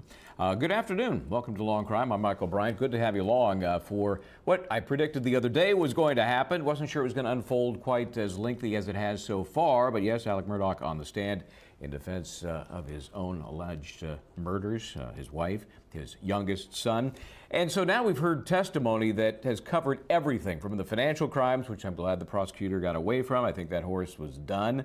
And now we're talking about the critical stuff, the timeline, and the fact that Mr. Murdaugh kind of fudged about whether he was at the kennels in the moments before the murders took place. And he's got an explanation for that. He's a liar because of the whole drug thing. So he's paranoid. He just starts lying and can't stop. So he's been lying a lot, but today's the day to believe him.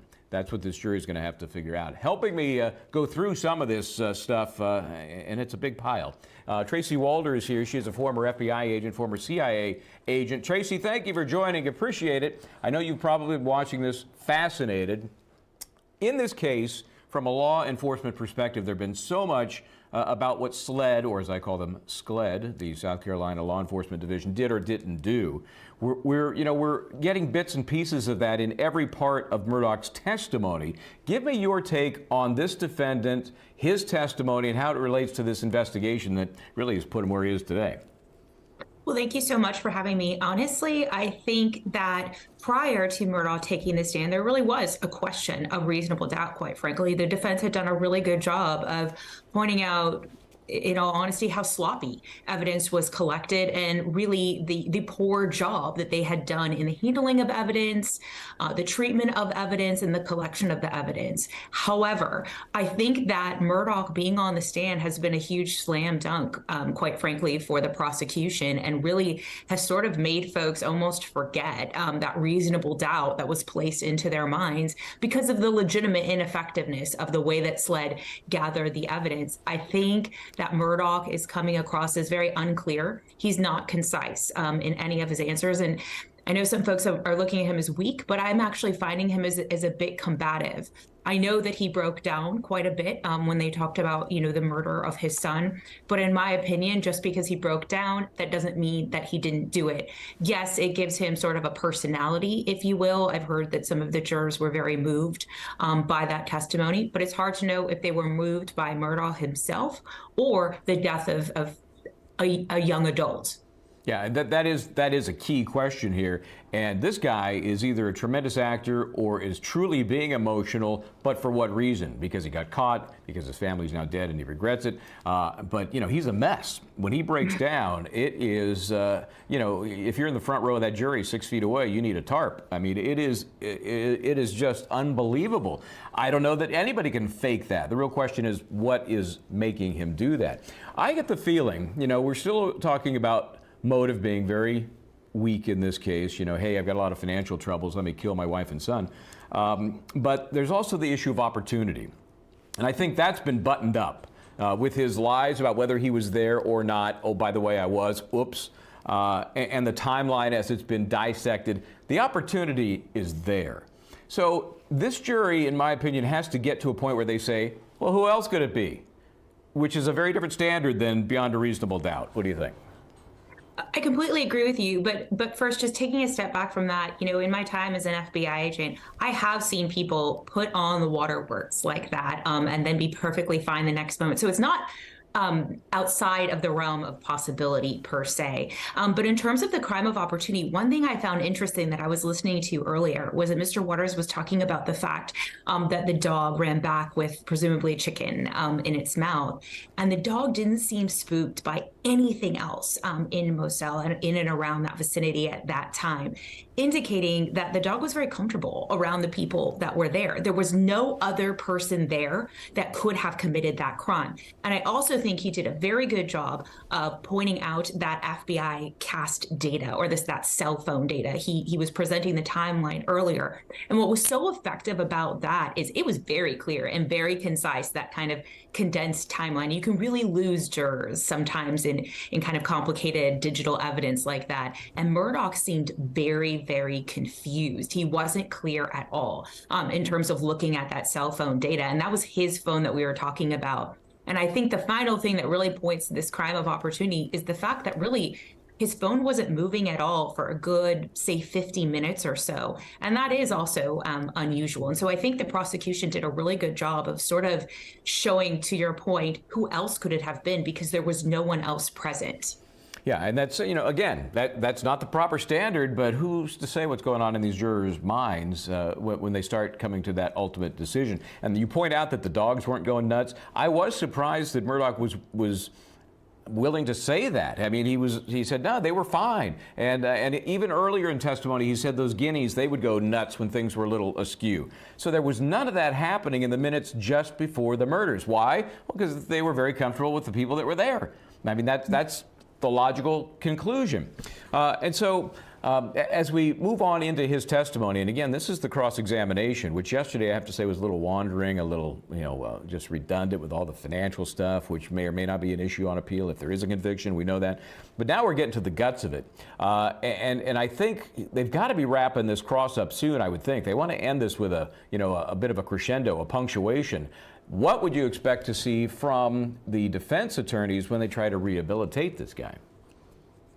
I think that's going to be tough, quite frankly. To put it as my daughter would say, he's a hot mess up there on the stand. And I'm surprised, but not surprised that he took the stand. I think part of it is his ego talking, if you want me to be honest with you. I think what they're going to do is kind of to your point about that financial stuff. One of the things the prosecution did do, and I felt, to your point, I do agree they were a bit kind of rambling and wandering at times, but I think what they were trying to do was show that, yes, financial crimes and murder, those are two different things, right? Those are two different types of criminals. But they were trying to show the types of financial crimes that he was engaged in and what it took from him from a mental standpoint to be able to do that. And I think what the defense may do is sort of take that and pull that back and talk about the fact, yes, he's admitted to these financial crimes. However, a financial criminal does not make necessarily a murderer. And I think that's where they're really going to go with it. Yeah, and I think that's the hardest leap for folks to make, to use the judge's words. Is that a bridge too far to say, here's this guy that he's a scoundrel. He's ripping people off. He has no regard for people he believed were friends, family, important clients. Money is all he needed. Okay, that's one thing, but are you going to then blow your son's head off and shoot your wife? That's tricky. Okay, so we're going to take a break here, folks. We're getting ready to queue up the Q&A. And Jeanette Levy is shifting and shuffling through the questions that are coming in, so stand by for that. We'll take a quick break here. We'll come right back.